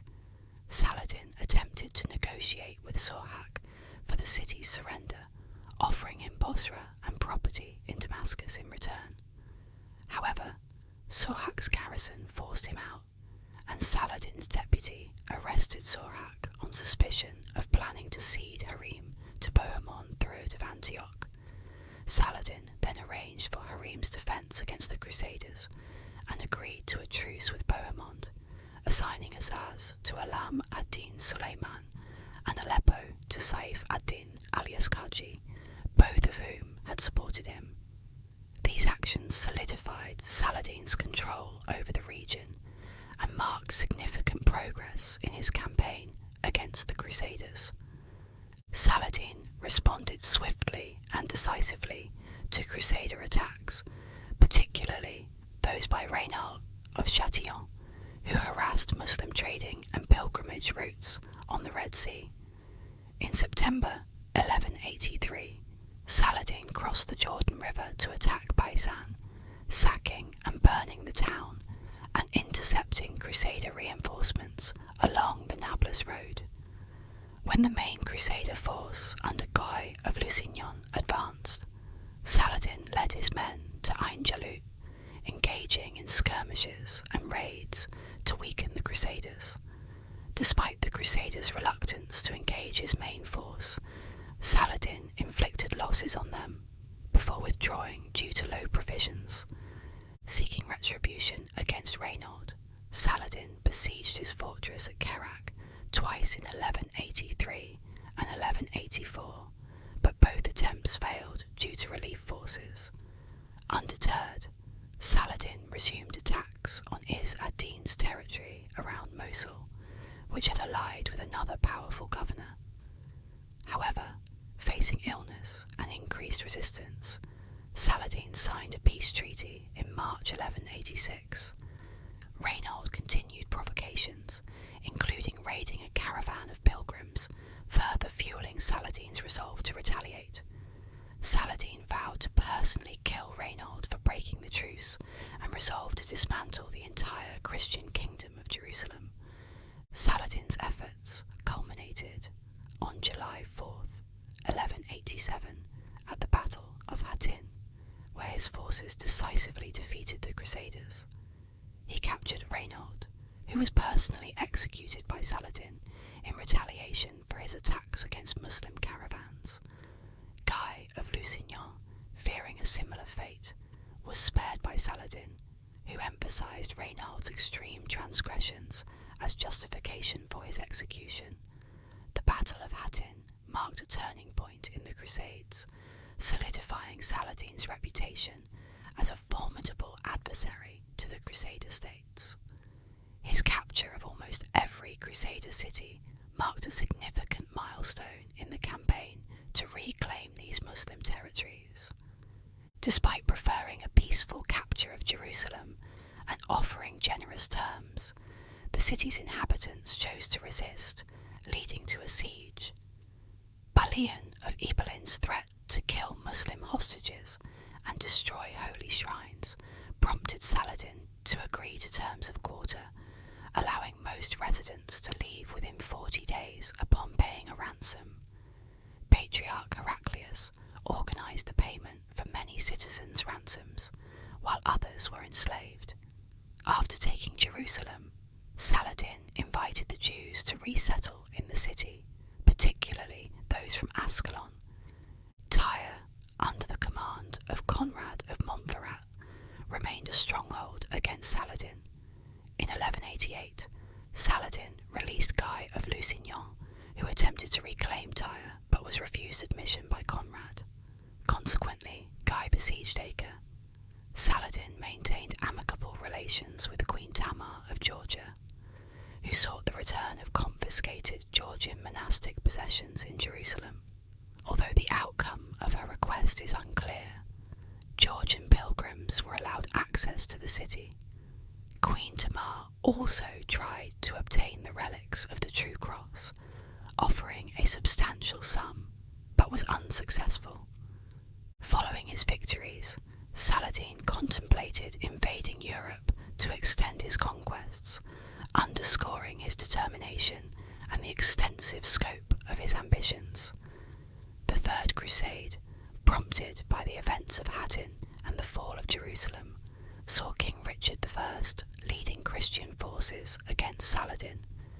Richard's siege of Acre resulted in the execution of nearly 3,000 Muslim prisoners, with various accounts suggesting different motives for the massacre. The armies of Saladin and Richard clashed at the Battle of Arsuf, where Saladin's forces suffered heavy losses and were forced to retreat. Richard then occupied Jaffa and restored its fortifications, while Saladin dismantled those of Ascalon to prevent its capture by the Crusaders. Throughout the conflict, Richard and Saladin negotiated for a truce, exchanging various proposals, including marriage alliances between their families. However, disagreements over religious conversions led to the rejection of these proposals. In January 1192, Richard's army occupied Beit Nuba near Jerusalem, but withdrew without attacking the city, focusing instead on restoring Ascalon's fortifications. In July 1192, Saladin attempted to threaten Richard's coastal command by besieging Jaffa, but Richard arrived and defeated Saladin's forces. The Battle Battle of Jaffa marked the end of military engagements in the Third Crusade. Richard and Saladin finally brokered a truce, with Richard agreeing to demolish Ascalon's fortifications, while Saladin recognised Crusader control of the Palestinian coast from Tyre to Jaffa. Christians were allowed to travel unarmed as pilgrims to Jerusalem, and peace was maintained between Saladin's kingdom and the Crusader states for at least the next 3 years. Saladin died on March 4th, 1193, in Damascus from a fever. At his death, he possessed only 1 piece of gold and 40 pieces of silver, having given away much of his wealth to the poor. Consequently, there were no funds to pay for his funeral. He was buried in a mausoleum in the garden outside the Umayyad Mosque in Damascus, Syria. Initially, this tomb was part of a larger complex that included a school. Today, little remains of this school except a few columns and an internal arch. In later centuries, Emperor Wilhelm II of Germany donated a new marble sarcophagus to the mausoleum. However, instead of replacing the original wooden sarcophagus, both were retained. Visitors to the mausoleum can now see both sarcophagi, with the marble one placed to the side and the original wooden one covering Saladin's tomb. Our final leader is one of Europe's most influential rulers. Through diplomacy and conquest, he united the European continent under his banner and turned France into a political and militaristic powerhouse. It's the one and only Charlemagne. Charlemagne, also known as Charles the Great, reigned as King of the Franks from 768 and later as Emperor of the Carolingian Empire until his death in 814. His rule is often considered a pivotal era in European history, marking the founding of both the French and German monarchies and the onset of the Carolingian Renaissance. Through expansive military campaigns across Western Europe, Charlemagne consolidated a vast realm that laid the groundwork for modern Europe. His efforts promoted the spread of Christianity, unified various Germanic tribes under a single rule, and fostered an intellectual revival that would impact the continent for centuries. By the 6th century, the Franks, a Western Germanic tribe, had largely adopted Christianity, spurred by the conversion of their king Clovis to Catholicism. After the collapse of the Western Roman Empire, the Franks established the kingdom of Francia in Gaul. Under the Merovingian dynasty, this kingdom grew to include most of modern France and Switzerland, as well as parts of Germany and the Low Countries. However, the practice of partible inheritance among the Franks often led to the division of the kingdom under different Merovingian kings. In the late 7th century, internal strife plagued Francia following the assassination of King Childeric II, leading to factional conflicts among the Frankish nobility. In 687, Pepin of Herstal, the mayor of the Palace of Austrasia, ended the conflict with his victory at the Battle of Tertry. Pepin, the grandson of Arnulf of Metz and Pepin of Landen, emerged as a key figure in Austrasian politics. Upon Pepin's death, his son Charles, known as Charles Martel, succeeded him. Charles did not endorse a Merovingian successor after the death of King Theodoric IV in 737, leaving the throne vacant. Instead, he planned to divide the kingdom between his sons, Charlemagne and Pepin the Short, who succeeded him after his death in 741. The brothers later placed the Merovingian Childeric III on the throne in 743. Several years later, in 747, Charlemagne abdicated and retired to a monastery near Rome, leaving his son Drogo as his successor. Charlemagne, or Charles the Great, was born as the eldest son of Pepin the Short and his wife Bertrada. Bertrada came from a prominent noble family in Austrasia. The exact date of Charlemagne's birth remains uncertain, with various sources proposing different years. One tradition, influenced by the 9th century biographer Einhard, suggests Charlemagne was born in 742, based on Einhard's report that Charlemagne was 72 years old at the time of his death. However, Einhard's knowledge of Charlemagne's early life was limited, and he may have provided an approximate date following the model of Roman imperial biographies. A different perspective suggests a near-contemporary addition to the Annales Bataviani records Charlemagne's birth year as 747. The Lorsch Abbey started commemorating his birth on April 2nd from the mid-9th century, which is widely considered accurate. Given that the annalists mark the start of the year from Easter rather than January 1st, some historians argue that April 2nd in the recorded year corresponds to 748. Thus, April 2nd, 748 is generally accepted as Charlemagne's probable birth date. There is speculation regarding Charlemagne's legitimacy due to uncertainty about the marriage date of his parents, Pepin and Bertrada. If they married in 749, Charlemagne might have been considered illegitimate. The exact location of his birth is also uncertain, with scholars suggesting various Frankish sites such as Liège, Aachen and Herstal. However, no consensus has been reached on this matter. Einhard, in his writings, mentions Charlemagne's patria sermo, which translates to native tongue. Most scholars interpret this as a form of Old High German, likely a Rhenish Franconian dialect.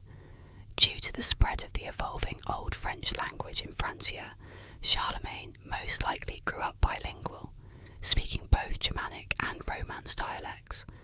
Additionally, it is reported that Charlemagne was proficient in Latin and possibly had some understanding of Greek, although Greek was gradually falling out of fashion at that time. While Charlemagne's father Pepin received education at the Abbey of Saint-Denis, the extent of Charlemagne's formal schooling remains uncertain. It is likely he received training in military matters during his youth at his father's court, which travelled frequently. Charlemagne emphasised the importance of a liberal arts education, encouraging its study among his children and others.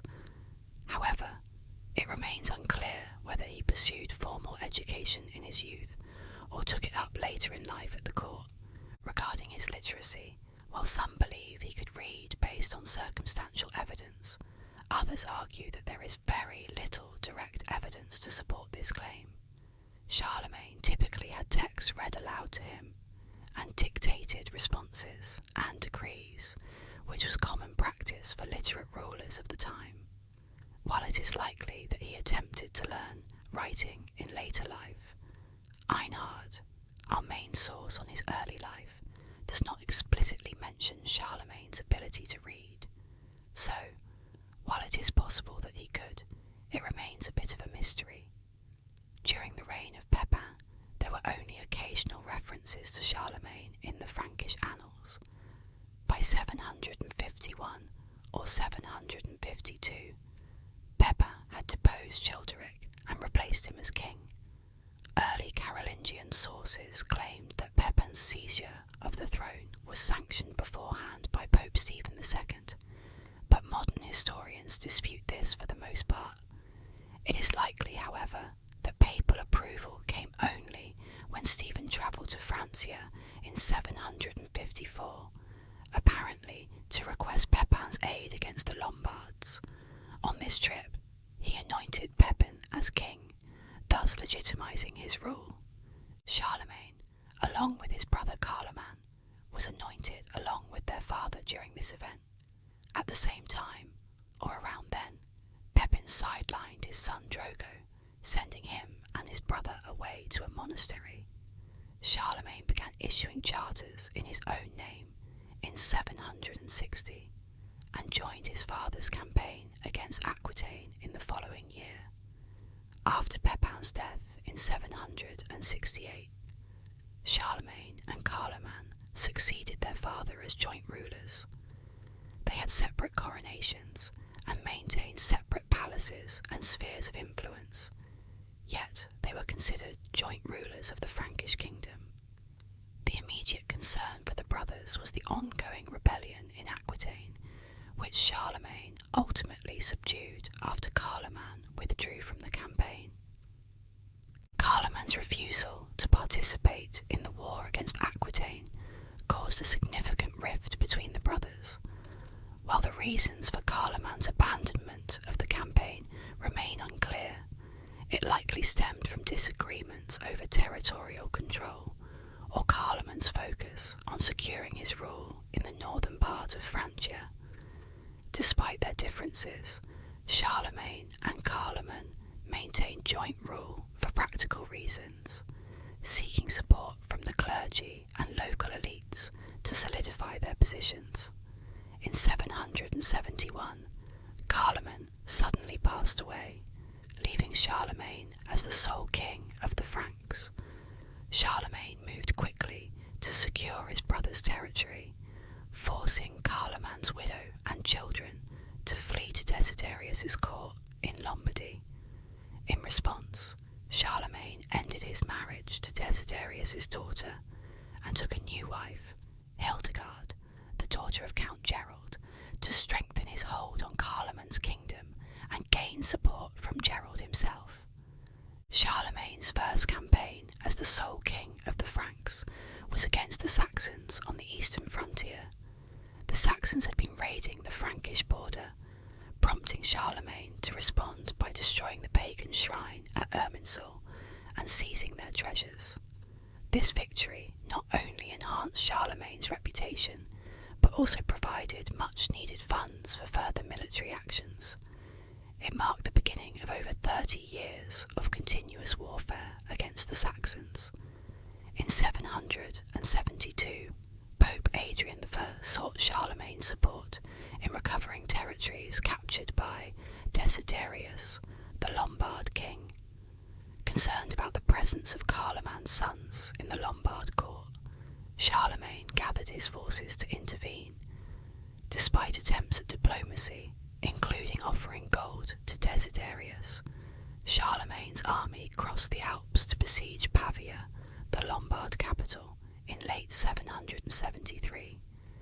During the siege, Charlemagne's wife, Hildegard, gave birth to a daughter, Adelaide. Charlemagne left part of his army under the command of his uncle Bernard to continue the siege, while he captured Verona, where Desiderius' son had taken Carloman's sons captive. However, the fate of Carloman's sons and wife remains unknown. After celebrating Easter in Rome in April 774, Charlemagne resumed the siege at Pavia. Disease eventually ravaged the besieged Lombards, leading to their surrender by June.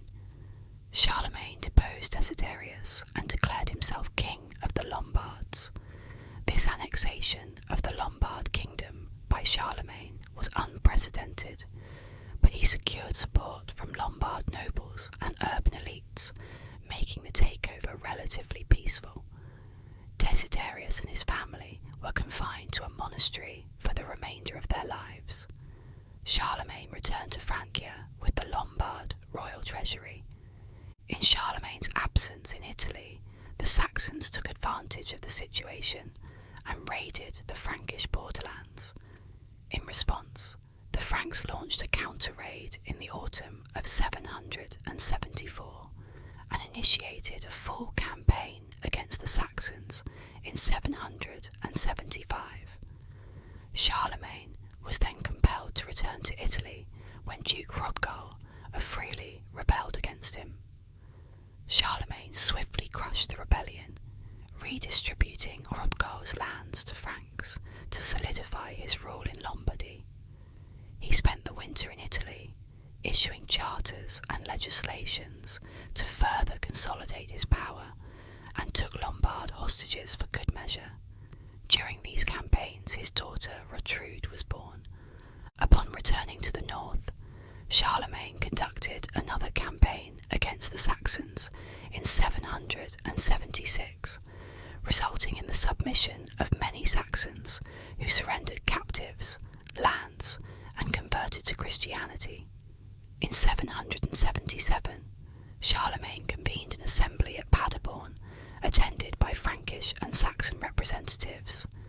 Many of the Saxons in attendance pledged allegiance to Charlemagne, but the Saxon leader Widukind fled to Denmark to prepare for a new rebellion. During the Paderborn assembly, Charlemagne also received representatives from Al-Andalus, Muslim Spain, who sought his support for the restoration of Yusuf ibn Abd al-Rahman al-Fihri, the ousted governor of Cordoba. Additionally, Suleiman al-Arabi, governor of Barcelona and Girona, expressed his desire to join the Frankish kingdom and seek Charlemagne's protection against Cordoban rule. Seeking an opportunity to strengthen his southern frontier and expand influence further, Charlemagne agreed to intervene. Crossing the Pyrenees, Charlemagne's army encountered little resistance until they faced an ambush by Basque forces at the Battle of Roncesvalles Pass in 778. The Franks suffered defeat in the battle and withdrew from the campaign, albeit with most of their army intact. Upon his return to Francia, Charlemagne was greeted by the birth of his twin sons, Louis and Lothair. Tragically, Lothair passed away in infancy. Meanwhile, the Saxons took advantage of Charlemagne's absence to launch another raid. In response, Charlemagne dispatched an army to Saxony in 779, while he addressed domestic matters such as holding assemblies, legislating, and dealing with a famine in Francia.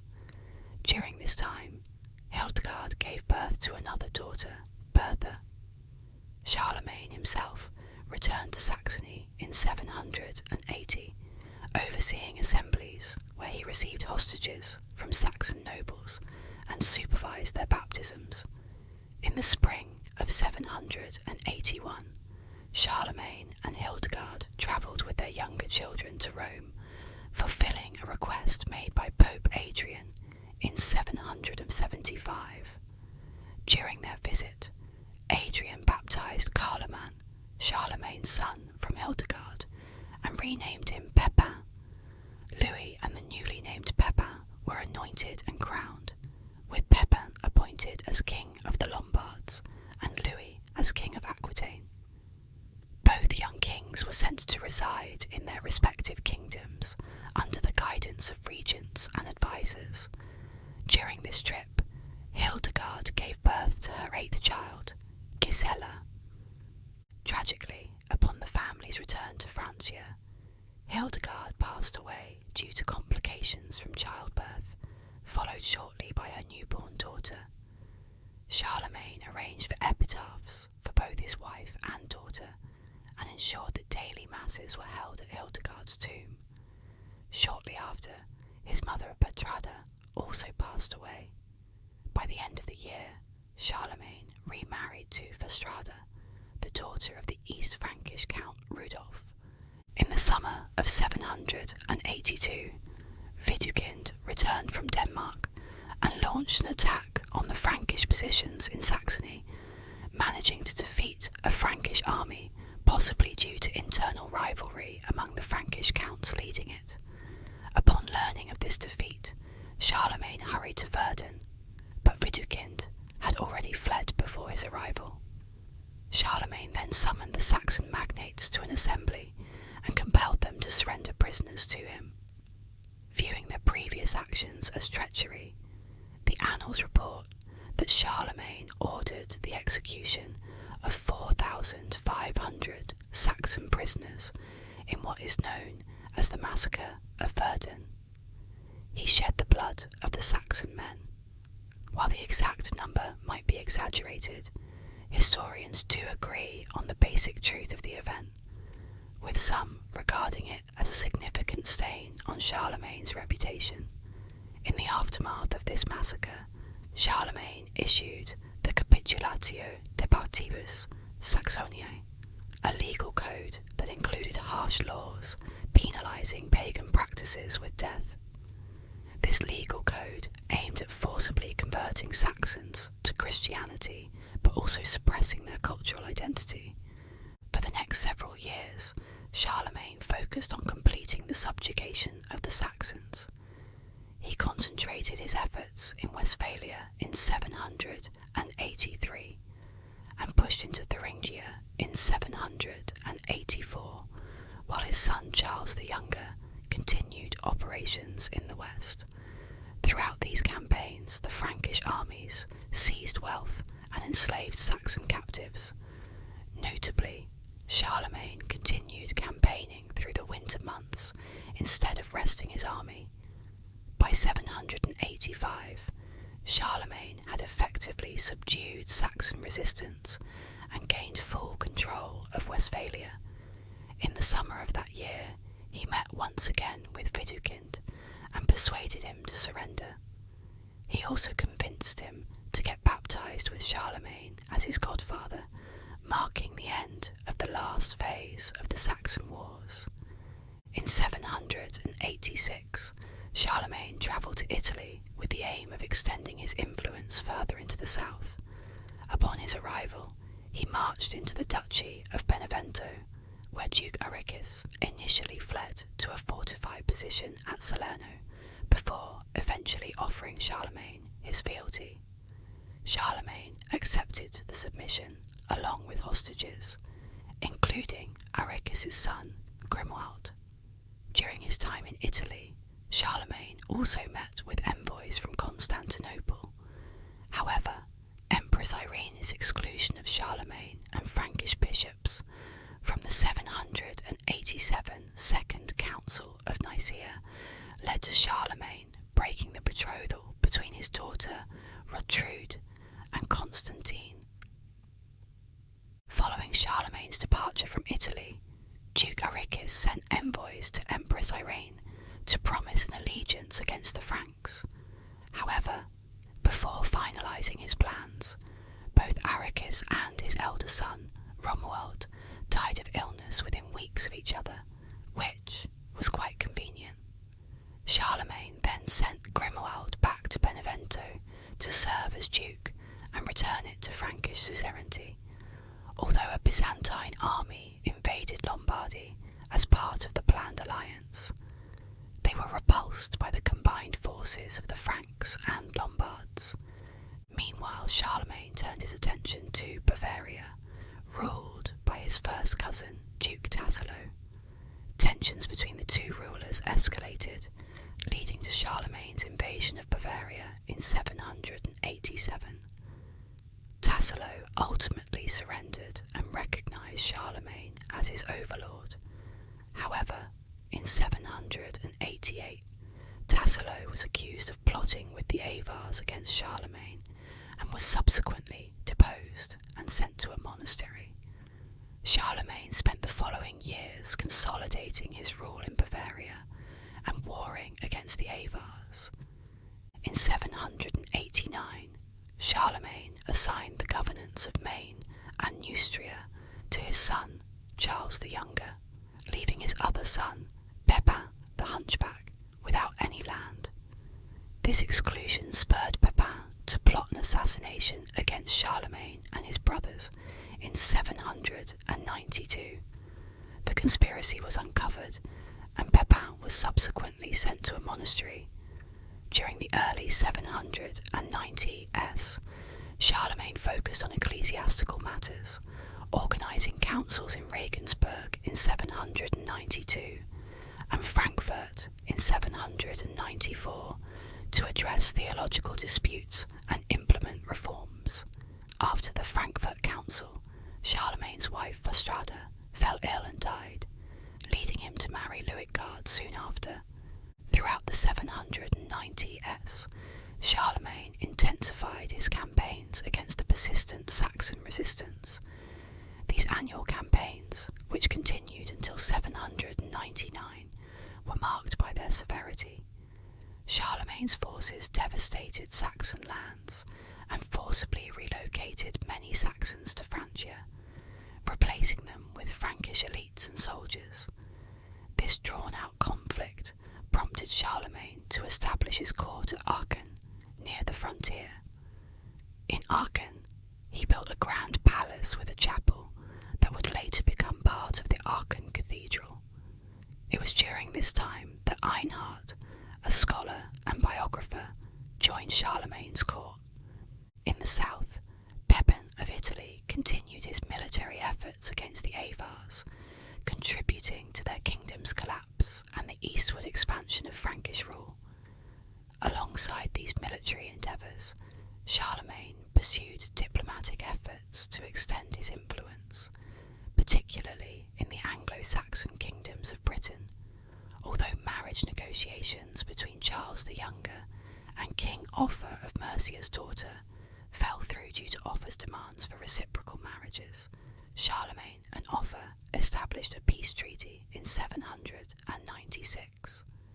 This treaty protected trade and secured the rights of English pilgrims travelling through Francia to Rome.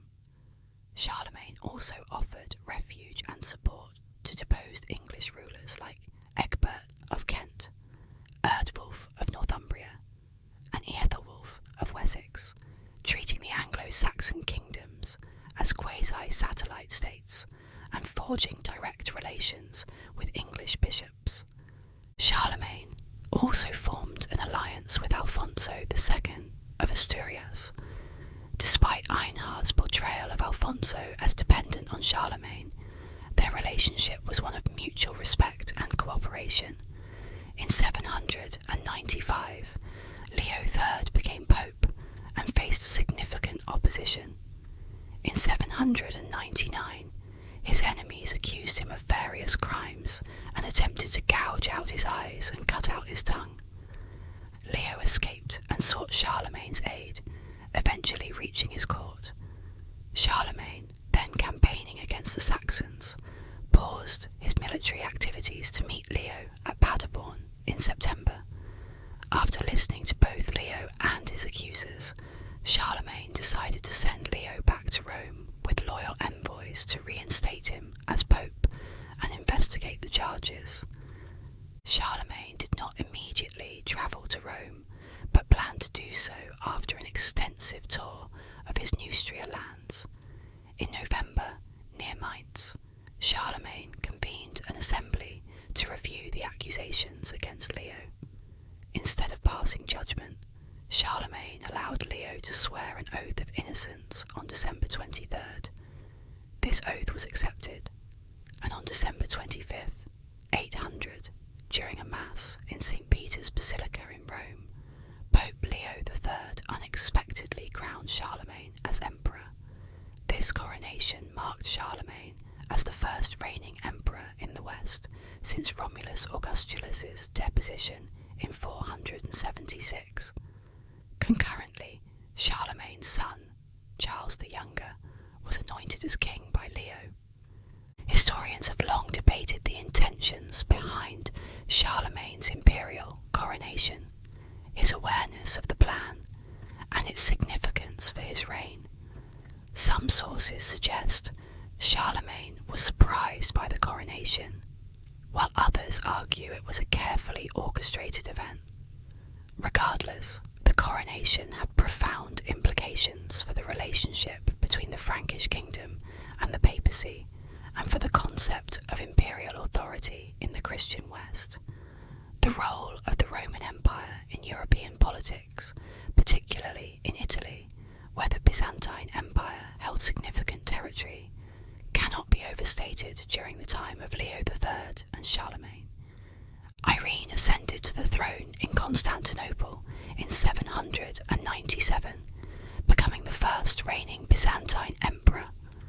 Her rise faced considerable opposition due to both her gender and the manner of her accession, having deposed and blinded her son, Constantine VI. Some contemporary sources, like the Annals of Lorsch, argued that the presence of a female ruler justified Leo III's decision to crown Charlemagne as emperor. However, this contested, with others suggesting that Charlemagne's coronation was not directly influenced by Irene's reign. The motivations behind Charlemagne assuming the imperial title were complex. Some believe it was a strategic move to incorporate the Saxons into the Frankish realm, while others think it aimed to bolster Charlemagne's influence in Italy by appealing to the traditional authority acknowledged by Italian elites. Regardless, Charlemagne's new status as emperor granted him the authority to impose his rule over Italy, but also introduced political and military risks, including potential conflict with the Byzantine Empire and dissent among the Frankish elite. The coronation sparked a long-standing ideological conflict with Constantinople, challenging the Byzantine emperor's claim to universal Christian rulership. While Charlemagne might have viewed his role as dominion over his territories, the imperial title significantly boosted his prestige and ideological power. His careful articulation of titles in official documents, avoiding a direct claim to Roman emperorship, likely aimed at maintaining a balance between asserting his authority in the West and mitigating tensions with the Byzantines. After departing Italy in the summer of 801, Charlemagne adopted a more sedentary style of rule from Aachen, marking a new phase in his reign. Despite ongoing conflicts, particularly on the frontiers, this period of relative peace allowed him to focus more on internal governance. The Franks redirected their military efforts towards defending and securing the empire's borders, with Charlemagne seldom leading armies personally. One notable expansion during this time was the enlargement of the Spanish March counties through campaigns led by Louis against the Emirate of Cordoba, culminating in the capture of Barcelona in 801. In terms of legislation, the Capitulare Missorum Generale of 802 was a comprehensive decree aimed at regulating the conduct of royal officials and ensuring loyalty from all free men to Charlemagne. It reformed the institution of Missi Dominici, who were now assigned in pairs to administer justice and oversee governance in specific regions. Additionally, Charlemagne revised Lombard and Frankish law codes and delegated authority to his sons as sub-kings. Pepin and Louis were given control over Italy and Aquitaine, respectively, while Charlemagne retained ultimate authority, intervening directly when necessary. Charles, the eldest son, governed Francia proper, Saxony, Neustria, and parts of Alemannia, with Pepin and Louis confined to their respective kingdoms and granted additional territories. Following his coronation, Charlemagne sought recognition of his imperial title from Constantinople, initiating diplomatic exchanges with Emperor Irene. However, Irene's deposition and replacement by Nicephorus III led to renewed tensions between the empires, particularly over control of the Adriatic Sea. In 810, Charlemagne sent envoys to Constantinople to negotiate peace, ultimately relinquishing his claims to Venetia. Although Nicephorus died in battle before the envoys departed, his successor, Michael I, confirmed the peace and recognized Charlemagne as emperor, and Basilius. This acknowledgement prompted Charlemagne to mint the first Frankish coins bearing his imperial title. Charlemagne also established diplomatic ties with the Abbasid Caliph Harun al-Rashid in the 790s, largely due to their mutual interest in Spain. Harun gifted Charlemagne an elephant named Abul Abbas as a gesture of friendship, while the Byzantines initially maintained amicable relations with the Abbasids. Charlemagne's outreach to Harun strained relations between the Frankish Empire and Constantinople. Charlemagne's involvement in religious matters extended to a dispute over the Niceno-Constantinople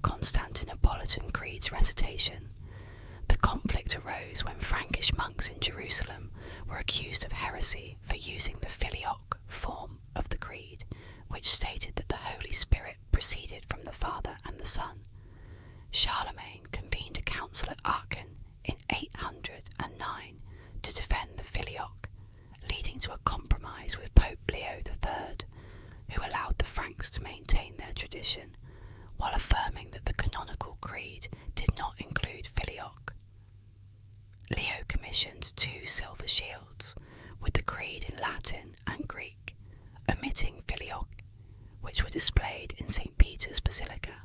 Scandinavia's contact with the Frankish world was primarily through Charlemagne's prolonged conflicts with the Saxons.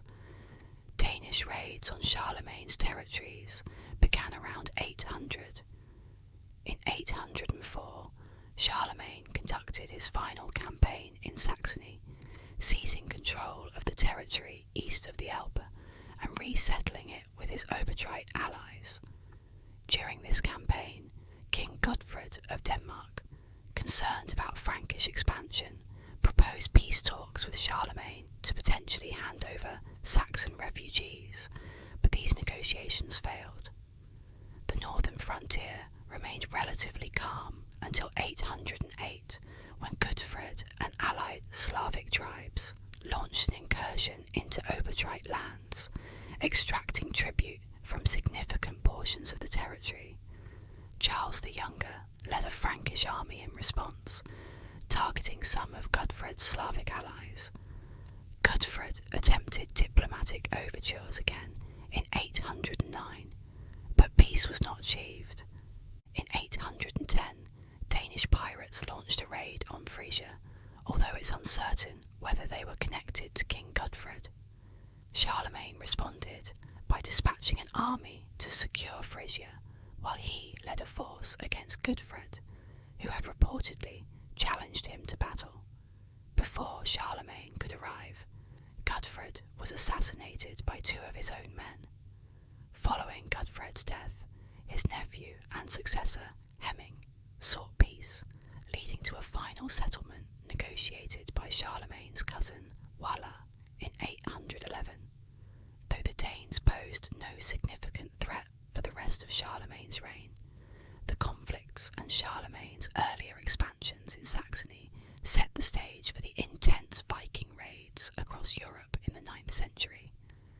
The Carolingian dynasty experienced multiple losses in 810 and 811, with Charlemagne mourning the deaths of his sister Gisela, his daughter Rotrud, and his sons Pepin the Hunchback, Pepin of Italy, and Charles the Younger. These deaths disrupted Charlemagne's succession plans, prompting him to declare Pepin of Italy's son Bernard as ruler of Italy and designate his only surviving son, Louis, as heir to the entire empire.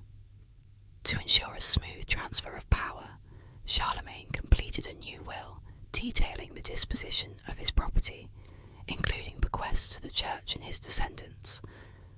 Einhard, likely influenced by literary conventions from works like Suetonius's The 12 Caesars, recounts that Charlemagne interpreted the deaths of his family members, an accident in which he fell off a horse, celestial phenomena, and structural collapses in his palace as omens of his impending death.